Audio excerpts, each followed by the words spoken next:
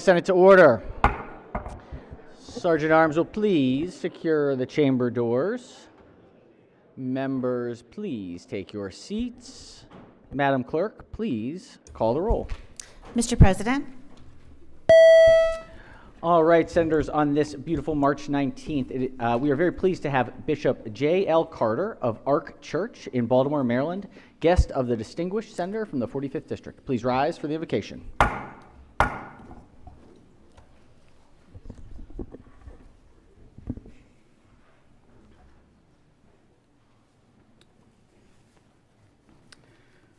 Our Father, creator of the universe, creator of heaven and earth, and the source of all total being, we thank you for this day.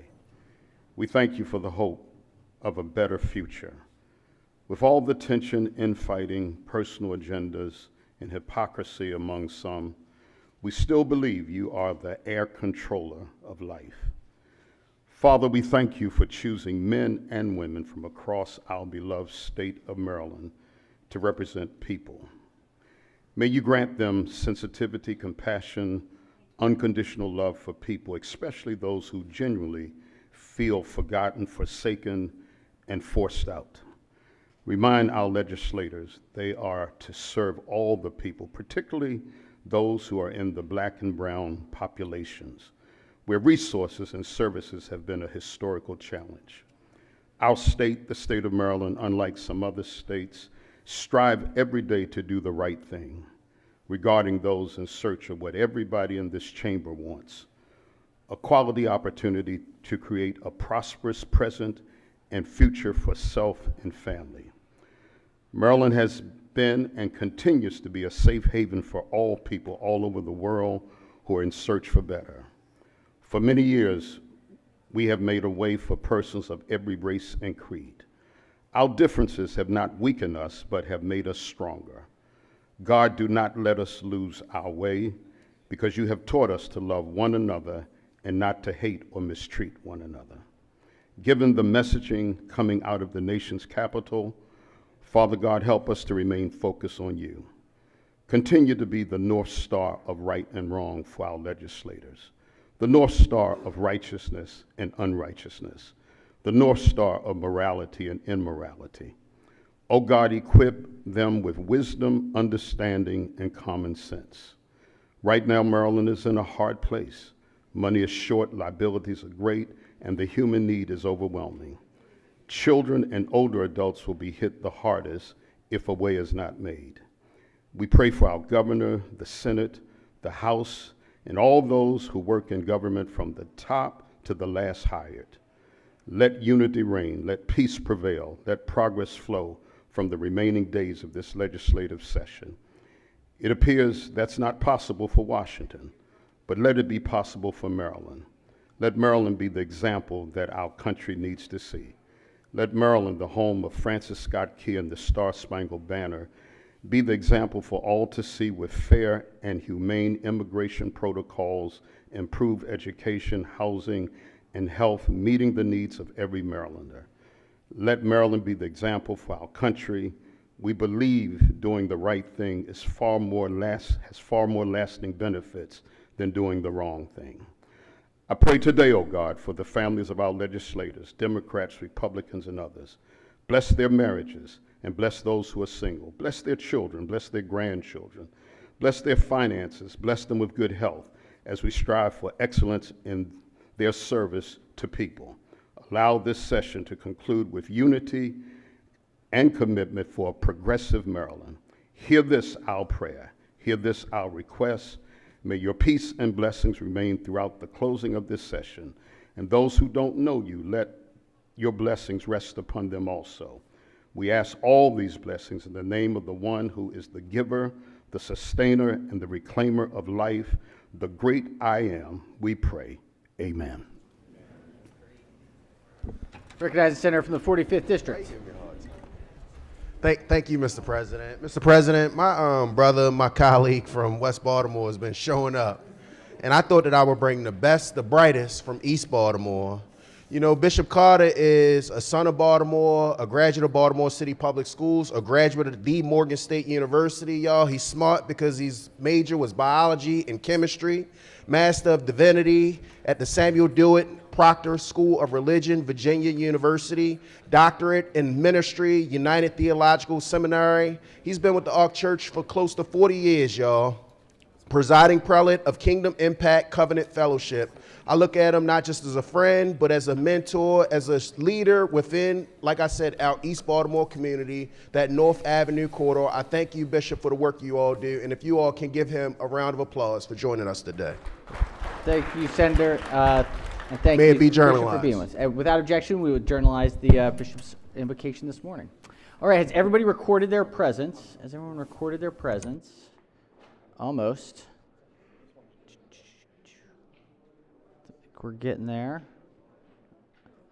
Senator from the 45th.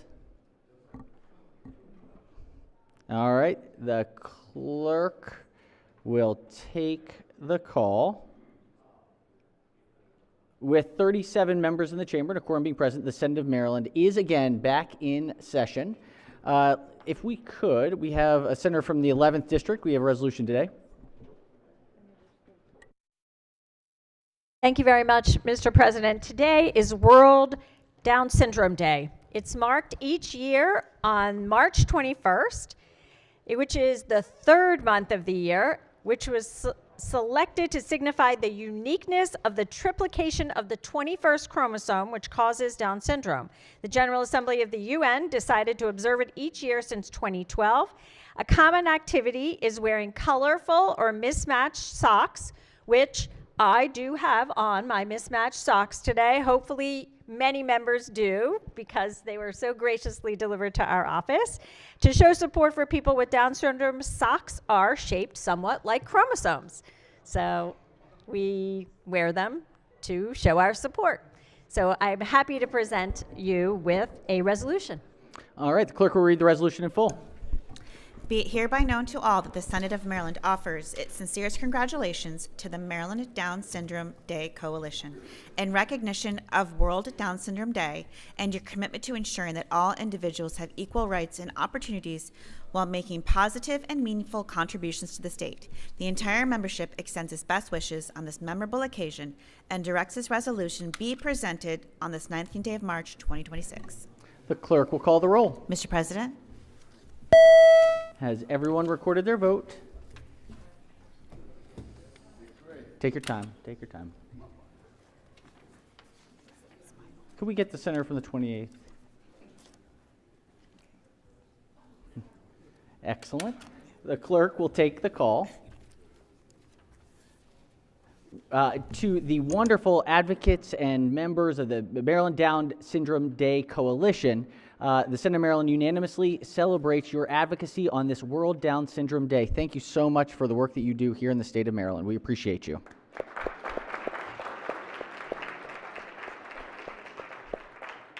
Thank you all so much for joining us today. We hope you enjoy your time in Annapolis. All right, we have a few guests. Let's go ahead and start with Senator from District 7. Thank you, Mr. President. Colleagues, it's spring break, so I have one of my favorite constituents down, my daughter. She's here. You may remember she was here last year with her ice hockey team. They were celebrating their victory, but she's down for the day, and she's a little shy, but she's excited. She did want to go to the Caribbean for spring break or Iceland to ride with the wild ponies. I said, hey, you know what? I'll take you to Annapolis. It's just as wild. We have Senator from District 4, so you'll enjoy it just as much. So she's here for the day. So excellent. Welcome, Kate. Kate, just know when your brother's not here, he always says you're his favorite. So, just don't tell your brother. All right. Yes, Senator from District 11. Thank you very much, Mr. President. Up in the gallery behind the President, we have part of a group of 30 women who are here today. They are members of the Federation of Jewish Women's Organizations of Maryland that was created in 1916. It is the oldest group of its kind.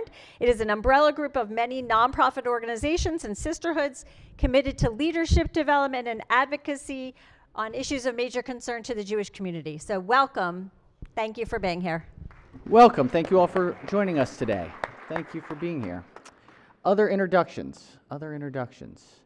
Yes, co-chair of the Protocol Committee.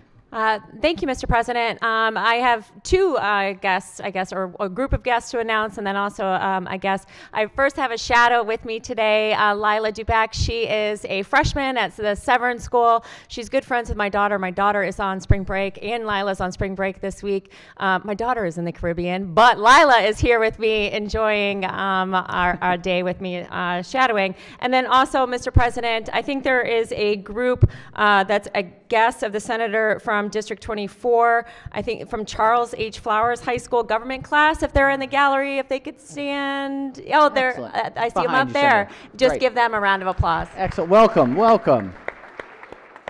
Thank you all for joining us today. Thanks for being here. All right. Yes. Nope. Any other introductions? Senators, I am so pleased I have a number of 46th District residents who are leaders in our community that are here visiting today on this Thursday. If they could please rise. I have Cordell Pinkney, Zavell Nottingham Lemon, Amber Daughtry, Nicole Dungy, Janin Broadbent, and Ryan Dowdell. They are just incredible leaders who are doing great work in our communities. If we could give them a warm Senate welcome. Thank you so much for being here. All right. Anything else before we jump into the work today? No? All right. Oh, yeah, recognize the Majority Leader. Thank you, Mr. President. We have visiting with us today Towson University staff. Wonderful. Towson? Oh, there we are, in the back, yes. Welcome. Well, thank you for joining us, Towson Tigers. Very good. All right, I think that does it. Let's go ahead and jump in. So we consider the reading of the journal from the prior legislative day.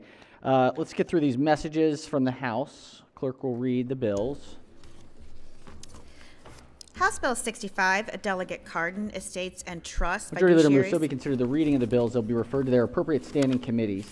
Sirs, as you can see, we have a lot of work today. We are not going to get through all of this in this first session. But we're going to do the best we can. So let's see, timing-wise, 10:24 now. We'll shoot to probably 1:30, and then we'll look at probably 4:30 again today in the afternoon. So it's we got a lot left, but we'll just plug through while we can. Let's go ahead and get to some of these ones that have been sitting around for a bit. We've got Special Order Calendar number 36. Clerk will read the bill.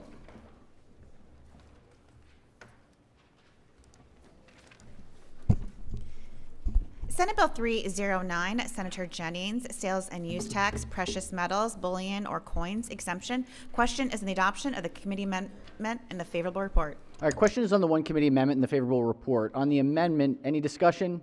Any objections? Without objection, the one committee amendment is adopted. Question now is on the amended report. Any discussion? Any objections? Without objection, the amended report is adopted. Recognize the senator from the 37th has an amendment.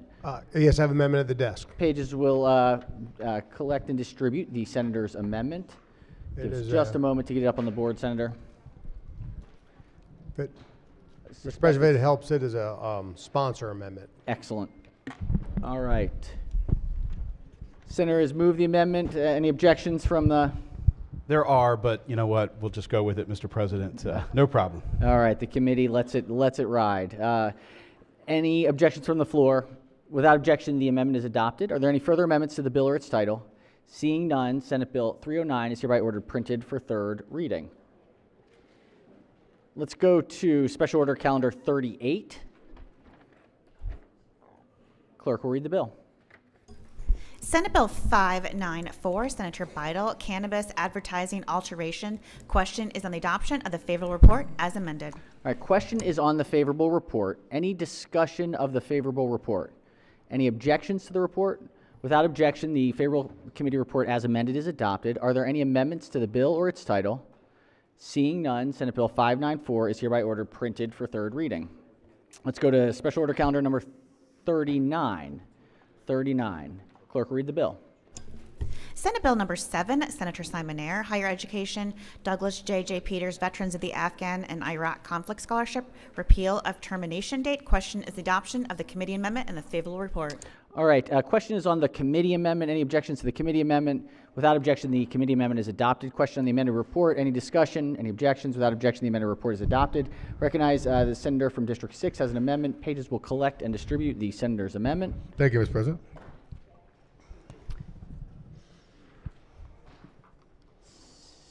Senator may explain the amendment. Thank you. It's one just little amendment. Everybody jumped on board. So this is a sponsor amendment. Thank you, Mr. President. Excellent. The senator moves the amendment. Any objections from the floor? Without objection, the amendment is adopted. Are there any further amendments to the bill or its title? Seeing none, Senate Bill 7 is hereby ordered printed for third reading. All right, we've got, let's do special order calendar number 40. Are we ready for this one?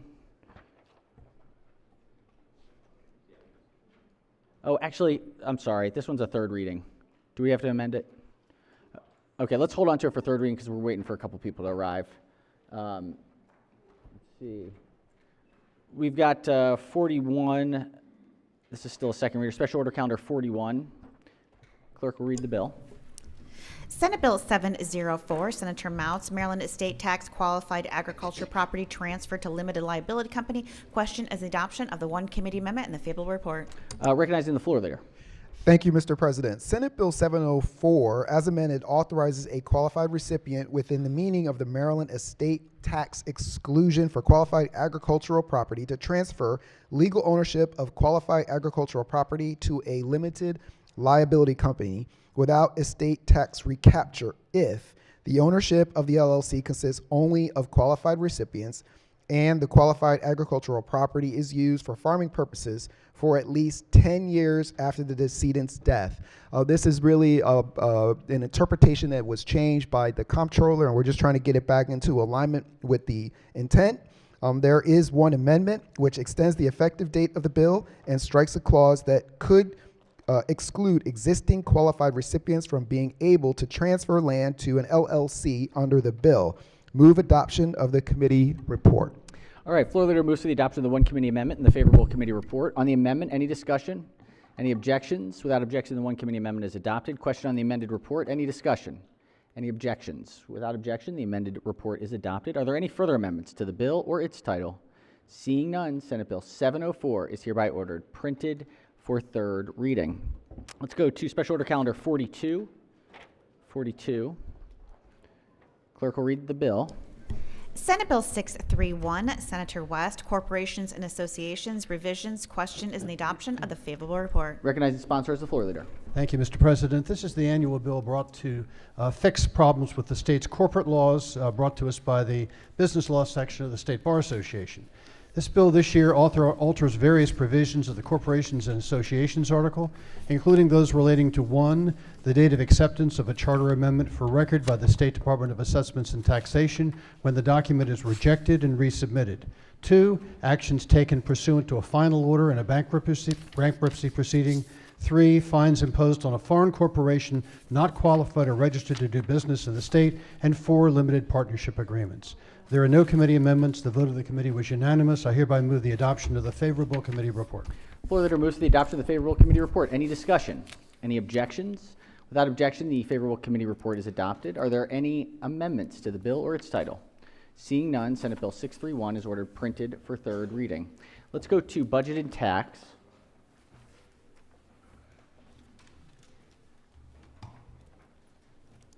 This is report number 12. Number 12. Clerk will read the first bill. Senate Bill 176, Chair of Budget and Taxation, Video Lottery Facility Payouts, Intercepts for Restitution Payments, Child Support Payments, and Debts Owed to State, favorable with 2 amendments. All right. Recognizing Senator from Montgomery County as the floor leader. Thank you, Mr. President.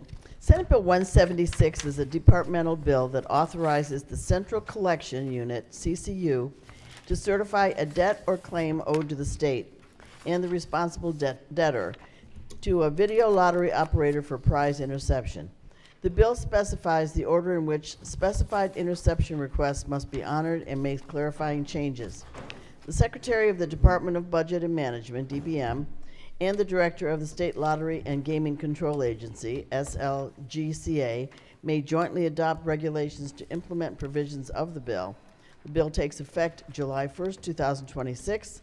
There are two committee amendments. Number 1 makes technical changes, and number 2 conforms language among the various prize interception statutes.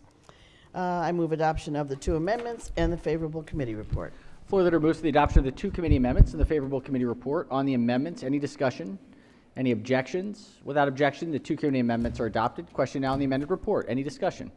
Any objections? Without objection, the amended report is adopted. Are there any further amendments to the bill or its title? Seeing none, Senate Bill 176 is hereby ordered printed for third reading. Clerk, read the next bill. Senate Bill 344, Senator King, Property Tax, Agriculture Use Assessment, Community Solar Energy Generating Systems, favorable with two amendments. Recognize the bill sponsors. The floor leader. Thank you, Mr. President. Senate Bill 344 extends the deadline by which a community solar energy generating system must be approved by the Public Service Commission in order to qualify for an agricultural use assessment from December 31st, 2025 to December 31st, 2030. There are two amendments. The first amendment is technical and adds a co-sponsor. The second amendment requires the State Department of Assessments and Taxation to issue a pre-construction determination on whether the land at issue will be zoned for farm or agricultural use and establishes the application requirements. I move adoption of the two committee amendments and the favorable committee report. Floor leader moves to the adoption of the two committee amendments and the favorable committee report. On the amendments, any discussion? Any objections? Without objection, the two committee amendments are adopted. Question now is on the amended report. Any discussion? Any objections? Without objection, the amended report is adopted. Are there any further amendments to the bill or its title? Seeing none, Senate Bill 344 is hereby ordered printed for third reading. Clerk, read the next bill. Senate Bill 378, Senator Gazzone, Education, Regional Resources Centers, and County Libraries, funding, favorable with two amendments. Back to the senator from Montgomery County as the floor leader. Thank you, Mr. President. Senate Bill 378 increases the per capita funding amount that must be provided to each regional resource center and to each county public library system participating in the state's library programming beginning in fiscal 2028. The bill also alters the types of services that each public library must offer. There are two amendments. First Amendment as co-sponsors. Second Amendment alters the per capita funding increase. I move adoption of the one committee amendment and the favorable committee report. Floor leader moves to the adoption of the two committee amendments and the favorable committee report. On the amendments, any discussion? Any objections? Without objection, the two committee amendments are adopted. Question now on the amended report. Any discussion? Any objections? Without objection, the amended report is adopted. Are there any further amendments to the bill or its title? Seeing none, Senate Bill 378 is hereby ordered printed for third reading. Clerk, read the next bill. Senate Bill 410, Senator King, Public Library, State Library Resource Center, funding, favorable with two amendments. Recognize the majority leader as the floor leader. Thank you, Mr. President. Senate Bill 410 increases the per capita funding amount that must be provided to the State Library Resource Center beginning in fiscal 2028. The State Library Resource Center is the central library of the Enoch Pratt Free Library System, and there are two amendments. First Amendment adds co-sponsors. Second Amendment alters the per capita funding increase. I move adoption of the two committee amendments and the favorable committee report. Floor leader moves to the adoption of the two committee amendments and the favorable committee report. On the amendments, any discussion? Any objections? Without objection, the two committee amendments are adopted. Question now is on the amended report. Any discussion? Any objections? Without objection, the amended report is adopted. Are there any further amendments to the bill or its title? Seeing none, Senate Bill 410 is hereby ordered printed for third reading. Clerk, read the next bill. Senate Bill 459, Senator Rosapet, Procurement, Advertising, Local News Organizations, Local Newspaper for Maryland Communities Act of 2026, favorable, two amendments. Recognize the Vice Chair of the Committee as the floor leader. Thank you, Mr. President. As we all know, over maybe the past 20 years, local media has declined for a whole variety of reasons and changes in technology. We see it in all kinds of ways. Around the country, there's been a major effort to try to make some improvements and try to bring back and support local media, preserve it where it exists, and we've seen some of that in Maryland. This bill, which is based on a model used in some other places, is to set a goal, not a mandate, but a goal that 50% of state procurement of advertising should go to local media outlets in Maryland. It excludes advertising out of state to recruit people, or it excludes advertising out of state for tourism.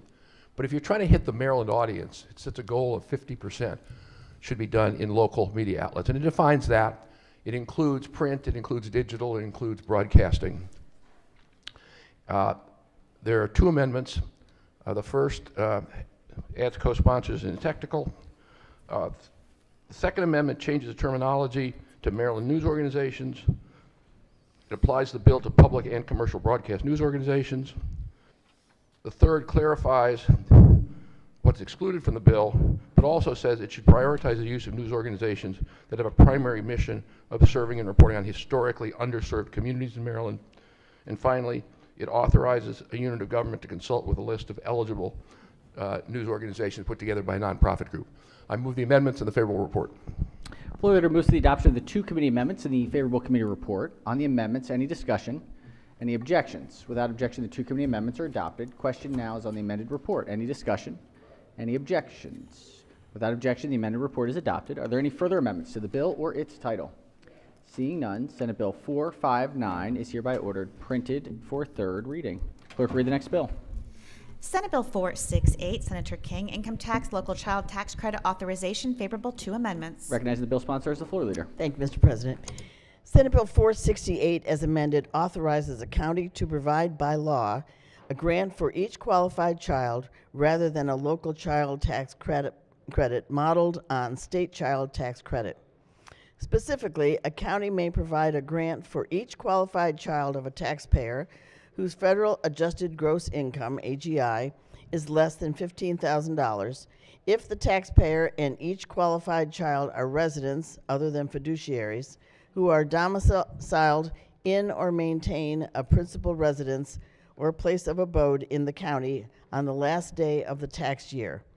A county may provide for the amount of the grant, which must be reduced by 10% for each $1,000 or fraction thereof, by which the taxpayer's federal adjusted gross income exceeds $15,000, and the bill takes effect June 1st, 2026. There are two committee amendments. Amendment number 1 makes technical changes to the bill. Amendment number 2 amends the bill from a local child tax credit to a local grant as described previously. I move adoption of the two amendments and the favorable committee report. All right, floor leader moves to the adoption of the two committee amendments and the favorable committee report. On the amendments, any discussion? Any objections? Without objection, the two committee amendments are adopted. Question now is on the amended report. Any discussion? Any objections? Without objection, the amended report is adopted. Are there any further amendments to the bill or its title? Seeing none, Senate Bill 468 is hereby ordered printed for third reading. Clerk, read the next bill. Senate Bill 491, Senator Saling, Law Enforcement Officers Pension System, Military Service Credit Eligibility, favorable two amendments. Recognizing Senator from District 3 is the floor leader. Thank you, Mr. President. Senate Bill 491, as amended, allows a member or vested former member of the Law Enforcement Officers Pension System assigned as a helicopter pilot in a state law enforcement aviation unit to earn military service credit, even if that member or former member receives service credit for the same military service under another retirement system. There are two amendments to this bill. The first one just makes technical changes to the title, and the second one limits the bill to members assigned as a helicopter pilot in a state law enforcement aviation unit. I move the two amendments as well as the favorable committee report. Floor leader moves to the adoption of the two committee amendments and the favorable committee report. On the amendments, any discussion? Any objections? Without objection, the two committee amendments are adopted. Question now is on the amended report. Any discussion? Any objections? Without objection, the amended report is adopted. Are there any further amendments to the bill or its title? Seeing none, Senate Bill 491 is hereby ordered printed for third reading. Clerk, read the next bill. Senate Bill 710, Senator Quarterman, Correctional Officers Retirement System, Reemployment After Retirement, Exemption from Earnings Offset, favorable two amendments. Recognizing the Pension Subcommittee Chair is the floor leader. Thank you, Mr. President. Senate Bill 710, as amended, allows a retiree of the Correctional Officers Retirement System to be reemployed as a bailiff in a state court without being subject to a reduction to the retiree's allowance. There are two amendments. The first makes technical changes to the title, and the second limits the application of the bill, meaning the scope of the bill, to retirees reemployed as bailiffs in a state court. I move for the two amendments as well as the favorable committee report. Floor leader moves to the adoption of the two committee amendments and the favorable committee report. On the amendments, any discussion? Any objections? Without objection, the two committee amendments are adopted. Question now on the amended report. Any discussion? Any objections? Without objection, the amended report is adopted. Are there any further amendments to the bill or its title? Seeing none, Senate Bill 710 is ordered printed for third reading. Clerk will read the next bill. Senate Bill 734, Senator Lewis Young, State Retirement and Pension System, eligible government units, favorable to amendments. Recognize the Pension Subcommittee as the floor leader. Thank you, Mr. President. Senate Bill 734, as amended, is a joint committee on pensions bill. This bill clarifies that for an eligible governmental unit to participate in the employee's pension system, law enforcement officers' pension system, or correctional officers' retirement system as a participating governmental unit, all of the unit's eligible employees must participate in the plan. The bill also requires the unit to certify to the state retirement agency that it has provided each of its employees with the necessary documentation required by SRA to elect to join the state plan. The necessary documentation includes election forms indicating affirmatively that an employee does or does not intend to participate in the plan. There are two amendments, one that makes technical changes to the title, and the second amendment does a few things, one of which is to make provisions regarding payments local governments are required to pay. The second, as I mentioned in the description, provides for an opt-out decision.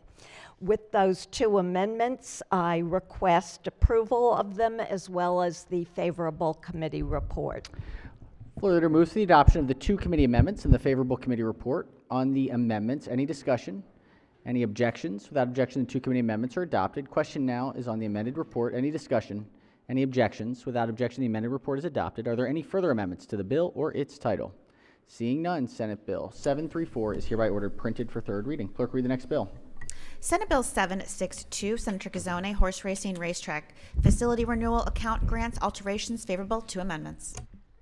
Recognize the senator from District 7 as floor leader. Thank you, Mr. President. Colleagues, in the state we have currently two standardbred tracks, one down in Ocean City and the other out at Rosecroft.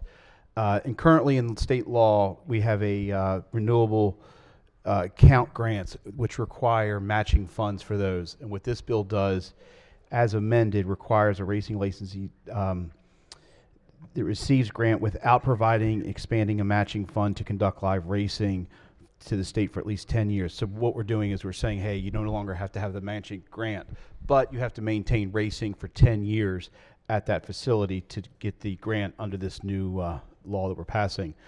The Maryland Racing Commission must calculate on a pro rata basis and recapture grant funds if the licensee does not conduct live racing in the state for at least the 10 years, as we have now required in this bill. There are two amendments. One adds sponsors. In the second makes technical and clarifying changes to the bill and requires the commission on written request from the licensee to certify in writing that the grantee completed the approved capital construction plan. I move adoption of the two amendments and the favorable committee report, Mr. President. The floor leader moves to the adoption of the two committee amendments and the favorable committee report. On the amendments, any discussion? Any objections? Without objection, the two committee amendments are adopted. Question now is on the amended report. Any discussion? Any objections? Without objection, the amended report is adopted. Are there any further amendments to the bill or its title? Seeing none, Senate Bill 762 is hereby ordered printed for third reading. Clerk, read the next bill.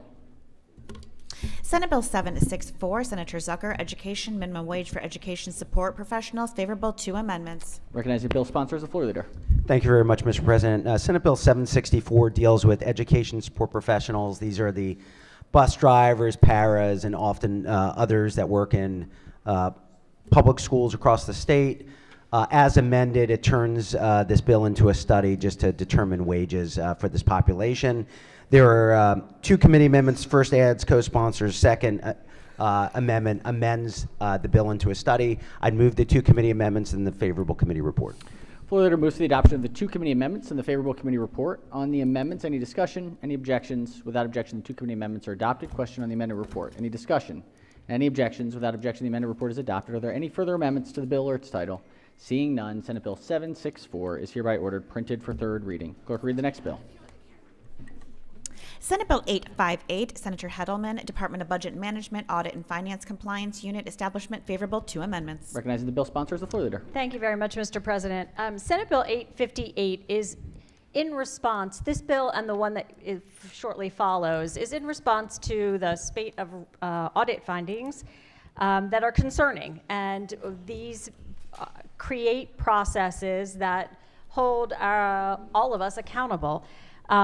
As the bill is amended, it establishes, there already is within the Department of Budget and Management an Audit and Finance Compliance Unit. This actually puts that unit in statute that will help to monitor the efforts of the executive branch departmental units to correct audit findings that have been identified from the Office of Legislative Audits. The AFCU's charge is to assist agencies in resolving those findings through advice and support with the agencies. They are going to be required to submit annual reports to the Joint Audit and Evaluation Committee. The bill also authorizes members of certain offices to view unredacted cybersecurity audit findings. There are 2 amendments. The first one makes technical changes to the title, and the second one clarifies that the new unit is responsible for monitoring and providing assistance to executive department units, replaces a requirement for a data dashboard with annual reporting requirement, and authorizes the members of certain offices to view these unredacted cybersecurity audit findings. I move for the adoption of the committee report. Floor leader moves for the adoption of the 2 committee amendments in the favorable committee report. On the amendments, any discussion? Any objection? On the amendments? Yes, recognize the senator from the 38th District on the amendments. Thank you, Mr. Chair. Would the floor leader yield? Senator may proceed. Thank you for this legislation, and I just wanted to better understand, and you might have gone through it in your summary, is there a process that ensures that not only is there, kind of a department by department, agency by agency, the audits, the compliance, but the process that it becomes routine? Yes, there are different agencies that are identified because they've had a certain number of audit findings, and that will kind of launch this unit within DBM to work very closely with them to help to address those findings. They will do that over a time, they will create a timeline, and then they will also report back on an annual basis to the Joint Audit Committee. And there also, as you know, is a regular calendar for OLA, Office of Legislative Audits, to follow up in the event of repeat audit findings. So yes, this is better and more succinctly institutionalizing those response mechanisms. Thank you. All right. Any further discussion on the amendments? Any objections? Without objection, the 2 committee amendments are adopted. Question on the amended report. Any discussion? Any objections? Without objection, the amended report is adopted. Are there any further amendments to the bill or its title? Seeing none, Senate Bill 858 is hereby ordered printed for third reading. Just want to appreciate the chair of the Audits Committee for working through all of these bills, responding to the audits. This is good government at work, so thank you very much for this. All right, clerk, read the next bill. Senate Bill 859, Senator Heddleman, State Personnel, State Fiscal Leadership Capacity, favorable, 2 amendments. Recognizing the senator from Baltimore County as the floor leader. Thank you very much, Mr. President. This bill follows on the heels of the one we just heard, and it actually authorizes the Secretary of Budget and Management to set the pay scale and assist in the recruiting and retaining of chief financial officers for a unit of the executive branch of the state government that receives at least, these are agencies that have budgets of at least $1.75 billion and employ a CFO.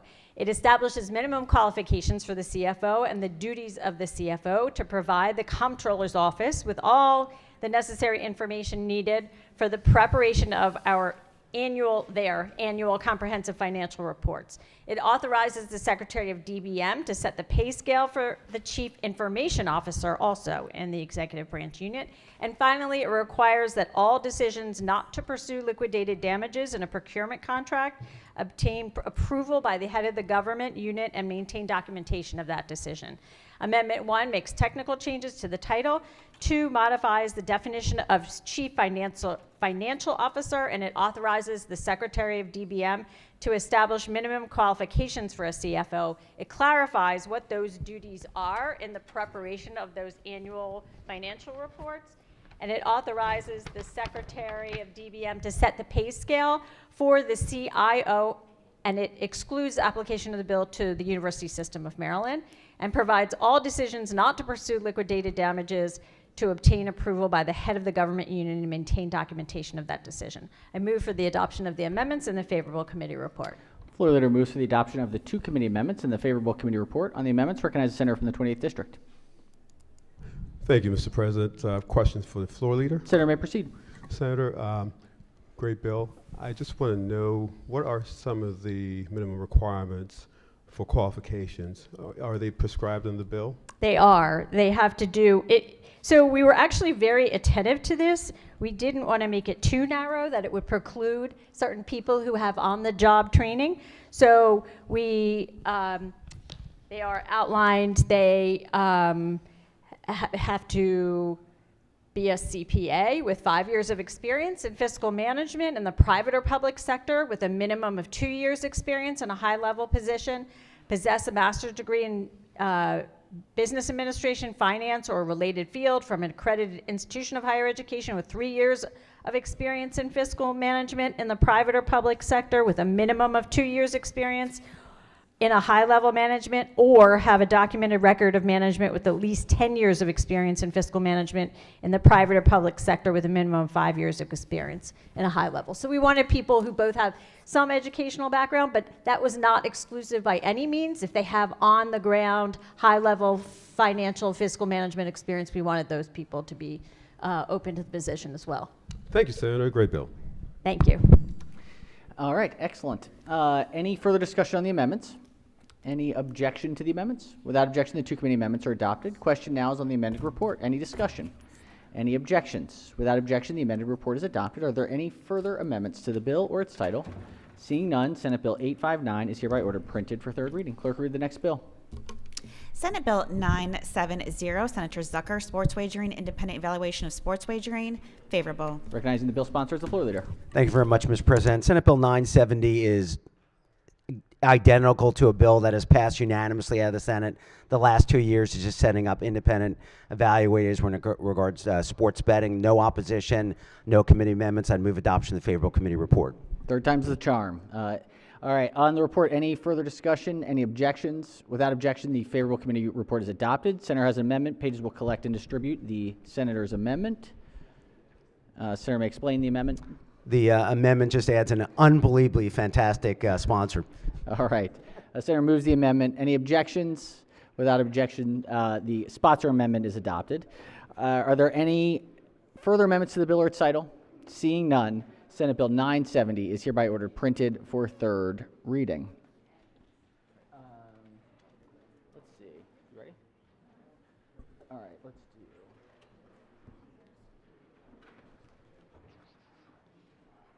Actually, hold on one sec. Let's do this. Let's get this exec noms report before. Well, recognize Senator from the 25th. Thank you, Mr. President. This is a good time I have a guest I need Please, to acknowledge. Senator may proceed. Thank you, Mr. President.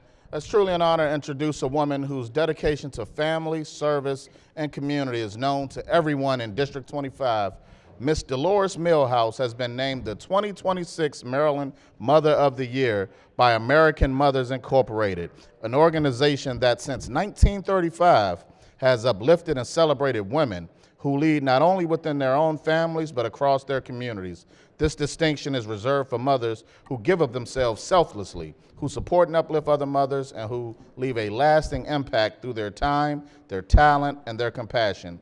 For those that don't know, this organization was founded by Eleanor Roosevelt, Mamie Eisenhower, and J.C. Penney, and they are the official sponsor of Mother's Day. Ms. Millhouse is a dedicated advocate for children and families across Prince George's County. From her work on the Board of Education work group and as chair of the Parent and Community Advisory Council for Prince George's County Public Schools, she has strengthened family engagement and elevated parent voices across our state. Above all, she is a devoted mother whose love and leadership extend far beyond her own family and into the heart of our community. She is here with us today with her mother and her 2 loving children, Noah and Lisa. She also has with her the national president of the American Mothers, Miss Yolanda Perez. Please join me in congratulating and welcoming the 2026 Maryland Mother of the Year, Miss Dolores Millhouse. Welcome, welcome. Thank you. Wonderful, wonderful.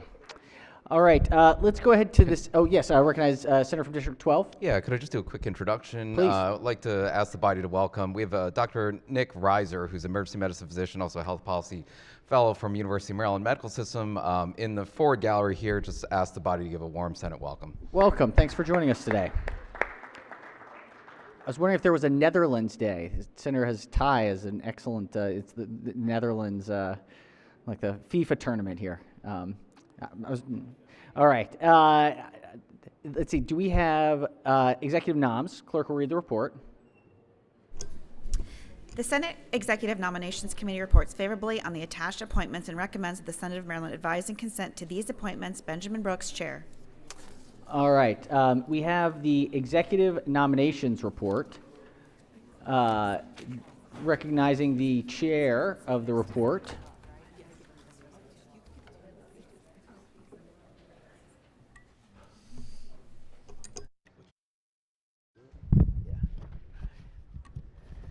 Thank you, Mr. President.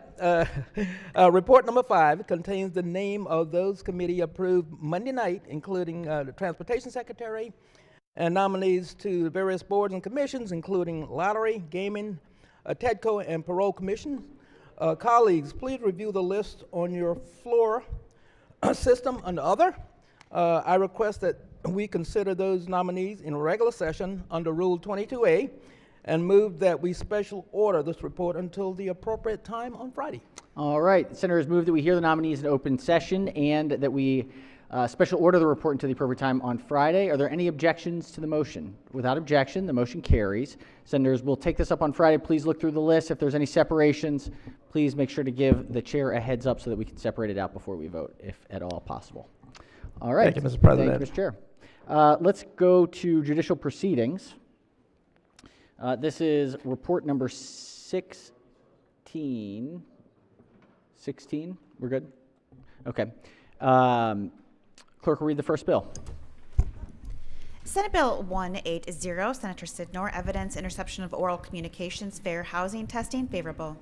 Recognizing the Senator from Baltimore County as the floor leader. Thank you very much. This bill establishes that it's lawful for a person to intercept an oral communication if, 1, the person is working as a fair housing tester for a fair housing testing program operated by the federal government, the state or local government, or nonprofit civil rights organization. 2, that the person is a party of the communication, and 3, that the interception is being made for the purpose of obtaining evidence of a fair housing violation under federal, state, or local law.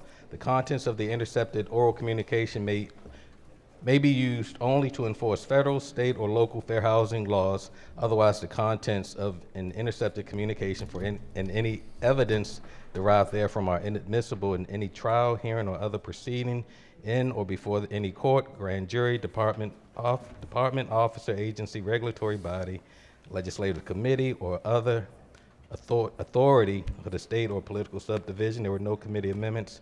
I move the committee report.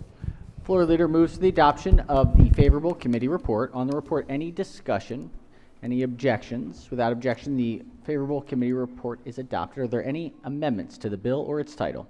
Seeing none, Senate Bill 180 is hereby ordered printed for third reading. Clerk, read the next bill. Senate Bill 250, Senator Simon Ayer, Estates Maryland Uniform Simultaneous Death Act, favorable. All right, recognizing the senator from the 34th District as the floor leader. Good morning, and thank you, Mr. President. Senate Bill 250 has no amendments, was unanimously supported, and it's pretty simple. It just replaces the substantial provisions of the Maryland Uniform Simultaneous Death Act with the provisions of the most recent version, which were adopted in 1993. I move the favorable committee report. All right, floor leader moves to the adoption of the favorable committee report. Any discussion? Any objections? Without objection, the favorable committee report is adopted. Are there any amendments to the bill or its title? Seeing none, Senate Bill 250 is hereby ordered printed for third reading. Clerk, read the next bill. Senate Bill 274, Senator Sidnor, Fair Housing and Housing Discrimination, Regulations, Intent, and Discriminatory Effect. Favorable, 2 amendments. I recognize the senator from the 44th as the floor leader. Thank you, Mr. President. If possible, could I hold this until the appropriate time for amendment? It's being drafted right now. Senator wishes to special order it to the end of the second reading calendars today. That would sound great. Any objections? Without objection, the bill will be special ordered to that time. Thank you. Thank you. All right, clerk read the next bill. Senate Bill 691, Senator McKay, Real Property, Termination of Residential Real Estate Contracts, Contingency Clauses. Favorable. Recognizing the senator from District 1 as the floor leader. Thank you, Mr. President. Colleagues, Senate Bill 691 alters the time period within a holder of trust money must distribute trust money to a purchaser following termination of a residential real estate contract under contingency clause. It also alters the definition of contingency clause that is applicable to the circumstances under which a residential real estate contract may be terminated by the purchaser. There were no committee amendments. I move the favorable report. All right, floor leader moves to the adoption of the favorable committee report. Any discussion? Any objections? Without objection, the favorable committee report is adopted. Are there any amendments to the bill or its title? Seeing none, Senate Bill 691 is hereby ordered printed for third reading. Clerk, read the next bill. Senate Bill 729, Senator Henson, Real Property Access to Council and Evictions Program and Mobile Home Parks. Favorable, 2 amendments. Recognizing the senator from the capital city is the floor leader. Thank you, Mr. President. Colleagues, there are over 437 mobile home communities throughout the state of Maryland. We adopted our mobile homes code in 1980, and we really have not made substantive changes to the code since its adoption. The bill in its original posture really took a really deep dive at the code to make some substantive changes, and what we realized is that there just was not enough time this session to do the great work that we wanted to do. But what this amendment and what this represents from the committee is an acknowledgement and a commitment to make sure that we do revisit that, but this is a start. So, Mr. President, what the bill does in short is, as amended, the bill expands eligibility for services under the Access to Council and Evictions program to include residents of our mobile home parks. We do have 2 committee amendments. Amendment number 1 is technical. Amendment number 2 strikes the majority of the bill except for the provisions altering access to counsel and evictions program by expanding access to legal representation and other services under the program to individuals who occupy premises of a mobile home park. Again, Mr. President, I want to thank the committee for their really careful consideration and our commitment to doing work in this area. With that, Mr. President, I move for adoption of the favorable committee report as amended. Floor leader moves for the adoption of the 2 committee amendments in the favorable committee report. Recognizing the senator from District 7. Thank you, Mr. President. Question for the floor leader. Question for the floor leader. Senator may proceed. Thanks. So I had a bill in dealing with something similar to this. So I've got a couple mobile home parks in my district where corporations are buying, I guess, these family-owned parks, and then they're starting to jack up the land rent on them, and it's causing issues with the owners of the mobile homes, and it's starting to get a little out of control. Have you had any issues or discussions about that with regards to this bill? And I guess as you move forward, I know you said you didn't have time really to dive too deep into this, and I guess, I don't want to really get into questioning here because we don't have time, but as you move forward, I guess with your bill next year, take that in consideration if you would, because it is really an issue for some of these parks where these companies are buying them and they're really starting to push these rents up for these homeowners, and they have no options to move their homes, and I don't know if you had any discussions about that in the committee. I appreciate that, Senator. We did have 2 provisions in the original form of the bill that would work on that. One is a notice provision that would require notice of 90 days when the rent would be increased. And then the second would give them some opportunities as well for opportunities to make sure that if the tenants were going to be removed from the property, that they would have an opportunity to purchase as well, because some of the folks who live in mobile homes are renting from the actual owner of the mobile home and aren't the owner of the mobile home themselves. So we did have some provisions to address the rent increases, but we weren't able to get to that with the amended version of the bill. But I appreciate your thoughtful consideration of it, and I'd love to get an opportunity to work with you on it. Thanks. Excellent. Thank you. All right. On the amendments, any further discussion? Any objections? Without objection, the two committee amendments are adopted. Question now is on the amended report. Any discussion? Any objections? Without objection, the amended report is adopted. Are there any further amendments to the bill or its title? Seeing none, Senate Bill 729 is hereby ordered printed for third reading. Clerk, read the next bill. Senate Bill 747, Senator McKay, condominiums mandatory insurance coverage, favorable. Two amendments. Recognize the senator from District 1 as the floor leader. Thank you, Mr. President. Colleagues, Senate Bill 747 is not about an airplane. It requires unit owners of residential condominiums, subject to limited exceptions, to maintain certain insurance coverage that meets specified requirements. Now, unit owners must provide proof of insurance to the Council of Unit Owners annually and upon request. If the unit owner fails to maintain the required insurance, the Council of Unit Owners may obtain a policy on owner's behalf and charge the premium of an assessment against the owner. In regard to an insurance policy acquired on half of the unit owners under the circumstances, the insurance carrier must pay directly to the Council of the unit owners and the portion of the Council's deductible that the unit owner is responsible for as specified. Amendment number 1 is technical. Amendment number 2 provides that the cause of any damage or destruction to any portion of a condominium originates from the unit. The owner of the unit must, with the cause of the damage, destruction, originate its responsibility for at least of the cost of the repair or replacement, the amount of the Council of Unit Owners property insurance deductible, or $25,000. This is a change from $10,000 under current law. Adds the exception for condominiums composed entirely of detached units from unit owners insurance required under the bill. It also removes the requirement that the owner of the unit insurance policy cover personal property and contents in the unit having the loss of coverage. Adds clarifying language that requires dwellings and building property coverages of at least $25,000 in the amount necessary to replace improvements or betterments made by the current owner or acquiring from the previous owners other than the developer. And finally, removes provisions allowing the Council to acquire insurance on behalf of the unit owner, charge an assessment, and provide that the absence of the insurance does not limit the owner's responsibility. Mr. President, I move the adoption of the favorable committee report with many amendments. All right. Floor leader moves to the adoption of the two committee amendments in the favorable committee report. On the amendments, any discussion? Any objections? Without objection, the two committee amendments are adopted. Question now on the amended report. Any discussion? Any objections? Without objection, the amended report is adopted. Are there any further amendments to the bill or its title? Seeing none, Senate Bill 747 is hereby ordered printed for third reading. Senators, before we go to the next one, if we could just very briefly, Senator from the 41st District. Thank you, Mr. President. Colleagues, if you know anything about the 41st District, you know that we have the wonderful Forest Park High School in the center of the district. So please join me in welcoming them. And I want to give a shout out to their wonderful mentor and leader, Matt Minson. Thank you, Mr. President. Excellent. Thank you all for joining us. Hope you all enjoy your day today. Thanks for being here with us today. All right, clerk, read the next bill. Senate Bill 814, Senator Hayes, Residential Property Service Agreement, Defunct Service Providers, favorable. Recognize the senator from the 44th District as the floor leader. Thank you very much. Just to give a little bit of history, in 2023, the Maryland General Assembly enacted legislation prohibiting the future use of homeowner benefit agreements based on a national model of legislation developed by the American Land Title Association.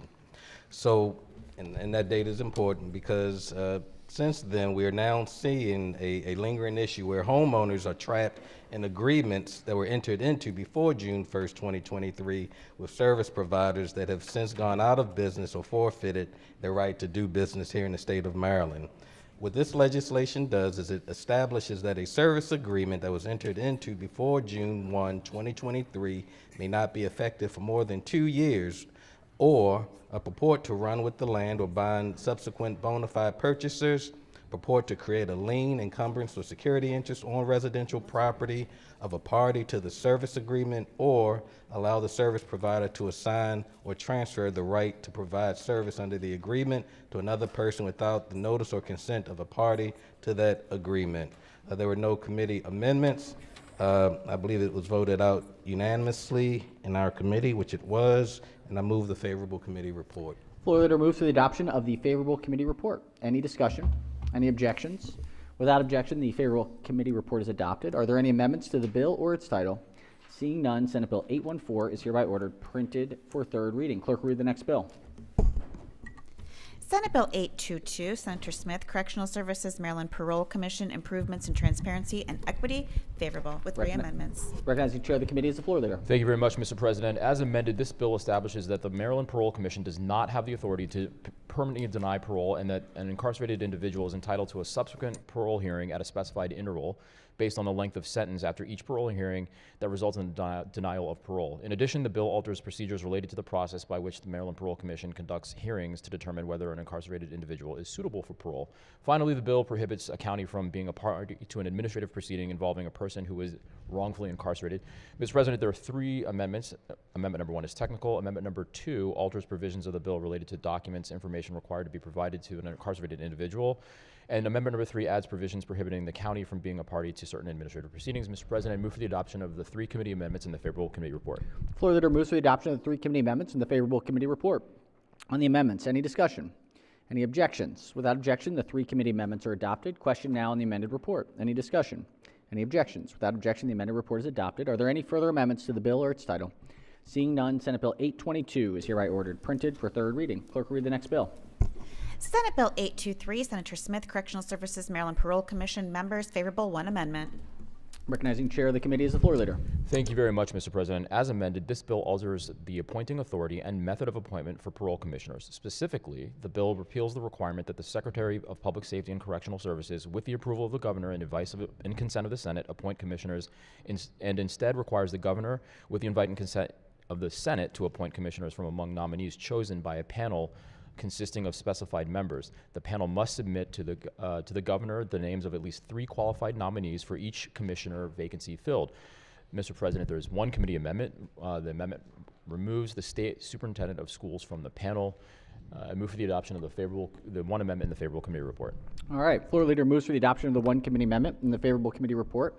Recognizing the minority whip on the amendment. Thank you, Mr. President. I wonder if the floor leader, the chair, would yield for a question. Senator may proceed. So let's run through this again. This is changing the method of appointment. The governor still appoints, correct? That's correct. The governor appoints the commissioners that are set up through this new process, and then the Senate will have to, through the Executive Nominations Committee, will have to approve those members of that commission. I'm trying to understand. It looks like what are we doing with? So the governor, though, he has to appoint from among nominees chosen by a panel, rather than the governor that him or herself appointing whoever is they like, but has to be qualified. That's so that right now there are 10 commissioners on the Parole Commission, and the Secretary of the Department of Corrections selects those members without much input or oversight from other stakeholders in the process. Right now, it's kind of a unilateral process. And so what this panel or this commission will do is bring together stakeholders with expertise from across the spectrum of relevant expertise to select people to be on this commission. So it's taking that power away from a single individual and putting it into the hands of a collective body of experts, with subject to more transparency and accountability from us here in the Senate, those of us who serve on the Judicial Nominations Committee. And then we come back here and approve that recommendation. So the way it works, okay, apologies, didn't mean to interrupt. So the way it works now is I guess I was assuming the governor appoints, but they take the recommendations from the Department of Corrections secretary. Is that? That's correct. And then we also have advice and consent power. Yeah. Has there been a problem with the way it's worked? So I want to give this administration credit because they've done a fantastic job appointing very qualified commissioners. And the commission is actually full now. But that was not always the case. And that's not a political thing, you know, Democrat or Republican. It's actually been something that's been a problem over the course of several years, decades, and several administrations. And so when you don't always have such a competent administration at the helm, we want to make sure that and this is a Democratic and a Republican problem. It's not. I'm not making a partisan statement. We want to make sure that there's the proper oversight and accountability and quality assurance in that selection process, and that's what this bill does. if we've had trouble filling it before, how would having more people on a commission to select people for a commission help us fill it? It seems like that would take longer. It sets forth timelines for which that has to be accomplished, but it's been a significant problem where the commission has not had a full complement. Again, this administration has done a very good job, but that has not always been the case. The way the commission works now, as I remember, is people hear the Parole Commission, they assume that it's all 10 going everywhere, but they have like sub bodies, right, that meet. So 3 will go to one particular prison for particular hearings. Am I getting that right? The schedule. So the lion's share of these these hearings are actually conducted by examiners. There are statutory requirements for when a commissioner has to be involved, and that's, I think, it's murder, and if it's a life sentence, then commissioners are required to sit on that decision-making panel. But the examiners do it, and the schedule is they are supposed to go to every facility to conduct hearings at least once a month or as needed, is what the statute reads. The examiners go or the commissioners go? Either or. I mean, mostly the examiners are doing the lion's share of the work. Are they, when an examiner or examiners are doing that work, are they overseen by a commissioner on site? Their recommendation goes to a commissioner to kind of bless off, but the examiners are doing the lion's share. The qualifications for examiners and commissioners are exactly the same. That's maybe subject to further reform down the road. How do examiners get chosen right now? Examiners are chosen by the secretary, an internal process. I'd like to see if I'd like to look at this bill a little closer, because it seems like a pretty big change. We're going from just the governor appointing with help from their secretary of the department and advising consent to now almost setting like a judicial nominating commission up for parole commissioners. Is that an adequate, would you say that's an accurate portrayal of what we're doing with this bill? That's somewhat of a similar analogy. Yeah, that's in the neighborhood. Okay. I've been at, I want to be consistent, and then I was concerned when the previous governor, when there were attempts by the General Assembly to go after executive authority and appointments on other things. I'm just trying to, did the administration weigh in on this bill? Actually, the commissioner, they were silent on this, and we worked with them on this. I will say that obviously I would assume they'd prefer the default position or the status quo because it gives them more control over that process. But as I mentioned, in Democratic or Republican administrations, there have been vacancies and there have been questions as to the process and the transparency associated with that process. This bill alleviates those concerns moving forward so that whether you have a Democratic or a Republican governor or a competent administration or one that's paying less attention to this process, we're going to have a better process overall with more accountability and transparency into who's being selected as commissioners. And I think my last question would be, I noticed that GoCap is not represented in this commission. I do not believe so, no. Okay. They staff the commission. They staff the commission. Okay, all right. I'd like to ask the bill and the amendment lie over under the rule.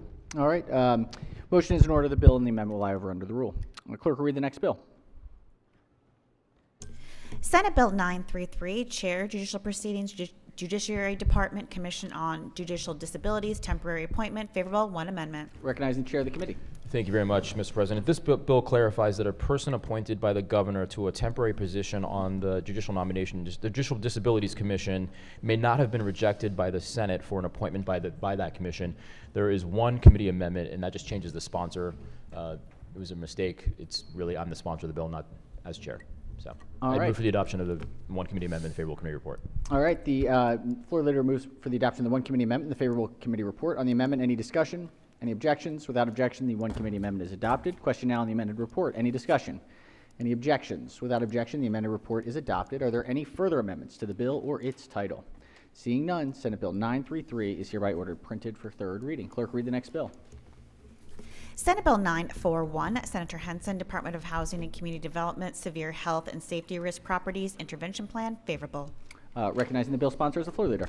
Thank you, Mr. President. The bill requires the Office of Tenant and Landlord Affairs within the Department of Housing and Community Development in collaboration with the Office of the Attorney General to develop a plan to 1, identify severe health and safety risk properties in the state, to 2, expand the structure of OTLA to address severe health and safety risk properties in the state, and 3, to provide effective interventions to mitigate predatory, non-compliant, and negligent landlords and multi-unit rental properties in the state.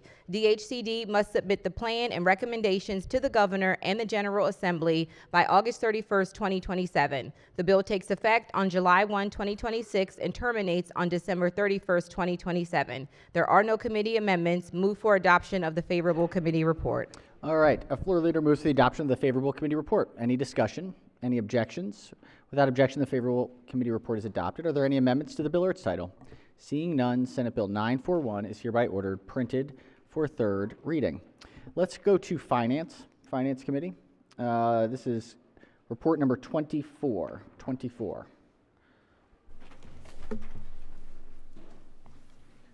All right, clerk will read the first bill.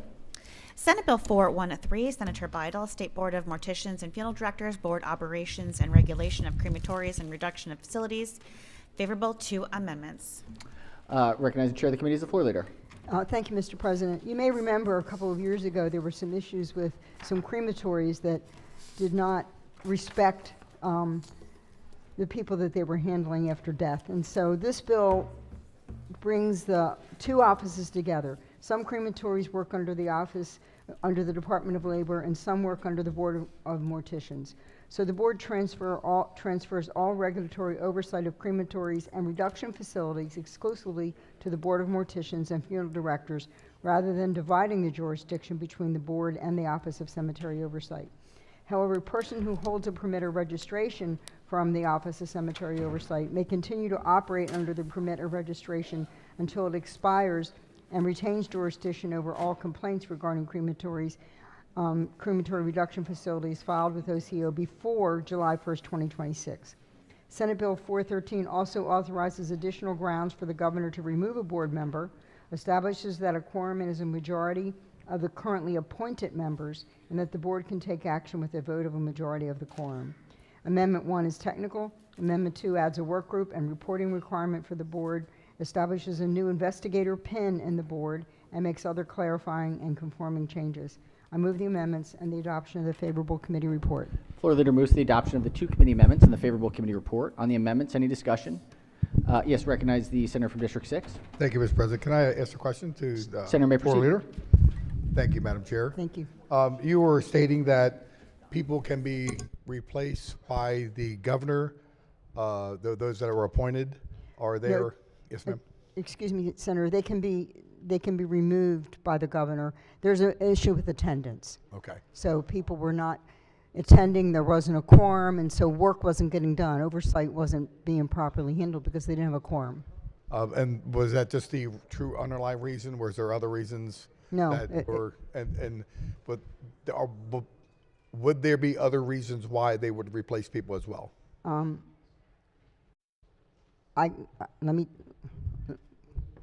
We want to know what other reasons people could be replaced on the board other than for attendance. I know attendance was a big issue, and they couldn't get enough. And I do understand that. I know others were being replaced, part of this board, but just to find out possibly if there was other reasons why people could be replaced possibly. Thank you, Madam Chair. Mr. President, can we hold this to the end of the calendar, or special order it to the end of the special calendar? order, and I'll get the answer. All right, any objections? Without objection, we'll special order the bill to the end of the calendar. Thank you. Clerk will read the next bill. Senate Bill 417, Senator Lamb, Labor and Employment Mandatory Meetings on Religious or Political Matters, Employee Attendance and Participation, Maryland Worker Freedom Act. Favorable. Recognize the bill sponsor as the floor leader. Thank you, Mr. President. Senate Bill 417 prohibits employers and their agents, representatives, or designees from taking or threatening to take specified adverse actions against an employee or refusing to hire an applicant for employment because the employer or applicant declines to attend, participate, or listen to communications in an employer-sponsored meeting regarding the employer's opinion on religious or political matters as defined in this bill. There were no amendments. Move the adoption of the favorable committee report. All right, floor leader moves to the adoption of the favorable committee report. Recognizing the senator from the 42nd district has a question. Yes, I do. Thank Senator you, may Mr. proceed. President. If I could ask the question of the floor leader. Certainly. I just took a quick pass through the committee testimony, and I see that this bill was opposed by the Maryland Chamber, the Maryland Restaurant Association, the Maryland Hotel Association, the NFIB, the Maryland Retailers Alliance, the Howard County Chamber, the Carroll County Chamber area that I represent, and that MACO submitted favorable with amendments, but there are no amendments to the bill, correct? There are no amendments to this bill, correct. Could I special order this till this afternoon session so I can take a look at all this testimony and try to figure what's going on? Sure. Thank you. All right. Floor leader move to special order. Is that correct? To the end of the excellent. Any objections? Without objection, we will special order the bill to the appropriate time. Clerk, read the next bill. Senate Bill 714, Washington County Senators, Washington County Mobile Food Service Facilities and Semi-Permanent Food Service Facilities, Toilet and Lavatory Facilities, favorable. Recognize the minority whip as the floor leader. Thank you, Mr. President. I always get it looks like I'm getting a lot of well, never mind. I was going to make a joke about the kind of bills I get out of finance to read, but I'll pass. Senate Bill 714 is a local bill that exempts mobile food service facilities and semi-permanent food service facilities located in Washington County from the requirement to have a convenient toilet and lavatory available to the public. There are no amendments, no fiscal impact, no opposition at the committee hearing, and a letter of support from the delegation. I would move the adoption of the favorable committee report. All right, floor leader moves to the adoption of the favorable committee report. Any discussion? Any objections? Without objection, the favorable committee report is adopted. Are there any amendments to the bill or its title? Seeing none, Senate Bill 714 is hereby ordered printed for third reading. Clerk, read the next bill.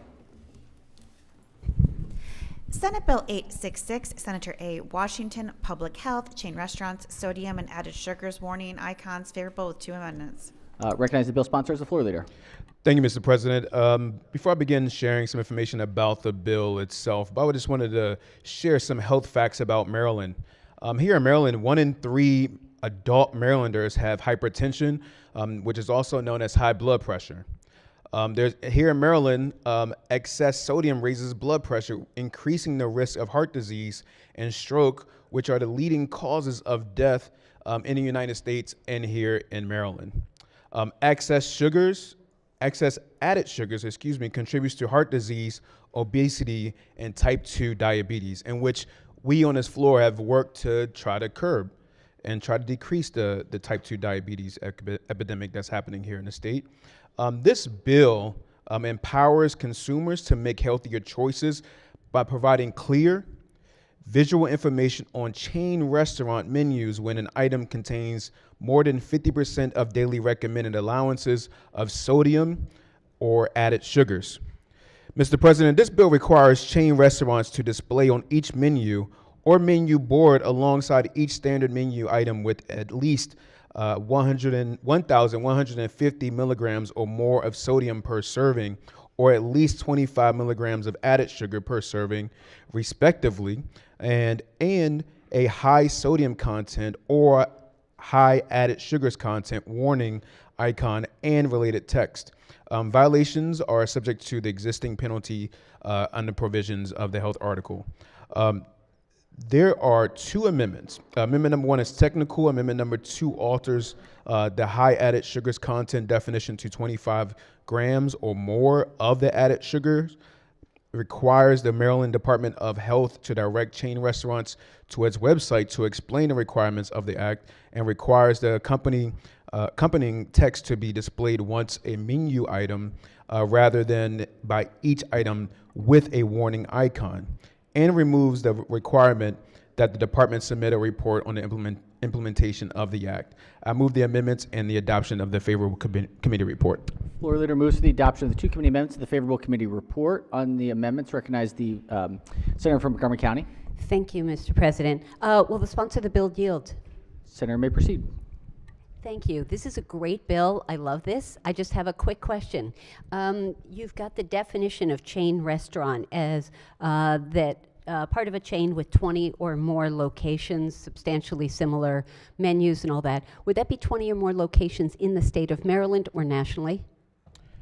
I believe it's nationally. Thank you so much. All right. Recognized senator from the 35th District.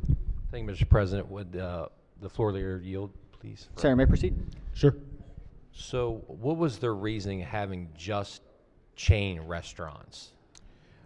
We felt we added chain restaurants that have 20 or more because we felt that we didn't want to, put this on, mom and pop shops that would do it. Although some of them currently do it right now, but I think it's important that we do it only on chain restaurants. This is similar to a program to what the city of New York is doing right now, where they have it on 20 or more chain restaurants, and so we're mimicking it right after what New York has done, which after they did this, they studied it for almost 10 years, that it lowered the sodium content intake for residents in the city of New York. Okay, thank you. I just had some concerns. I looked at some of the testimony. I was wondering if we could just lay this over till the next. Senator's motion is in order. The bill and the amendment will lie over under the rule. Clerk, read the next bill.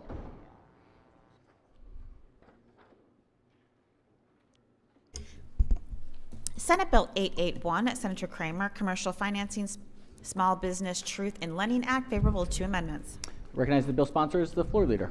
Thank you, Mr. President. Colleagues, this bill should be somewhat familiar to you, as this body has passed this legislation overwhelmingly for the past 3, maybe even 4 years at this point. This is a bill that deals with basically is the payday loan industry for small mom and pop businesses.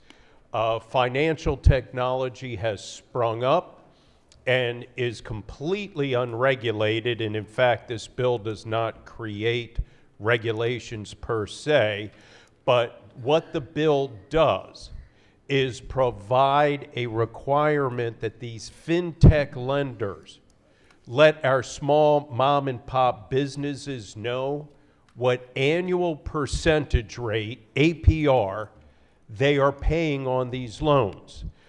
Bloomberg, almost 4 years ago, did a huge report on this issue.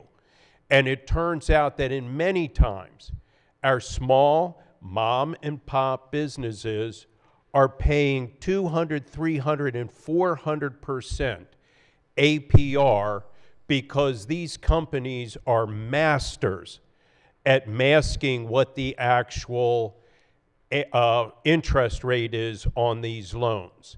They then in turn have a whole different sideshow that goes into court and collects the debts when these businesses get caught up because they can't cover these huge interest rates, and then sells off the business fixtures and equipment, and they are suddenly out of business and out of their resources and their assets.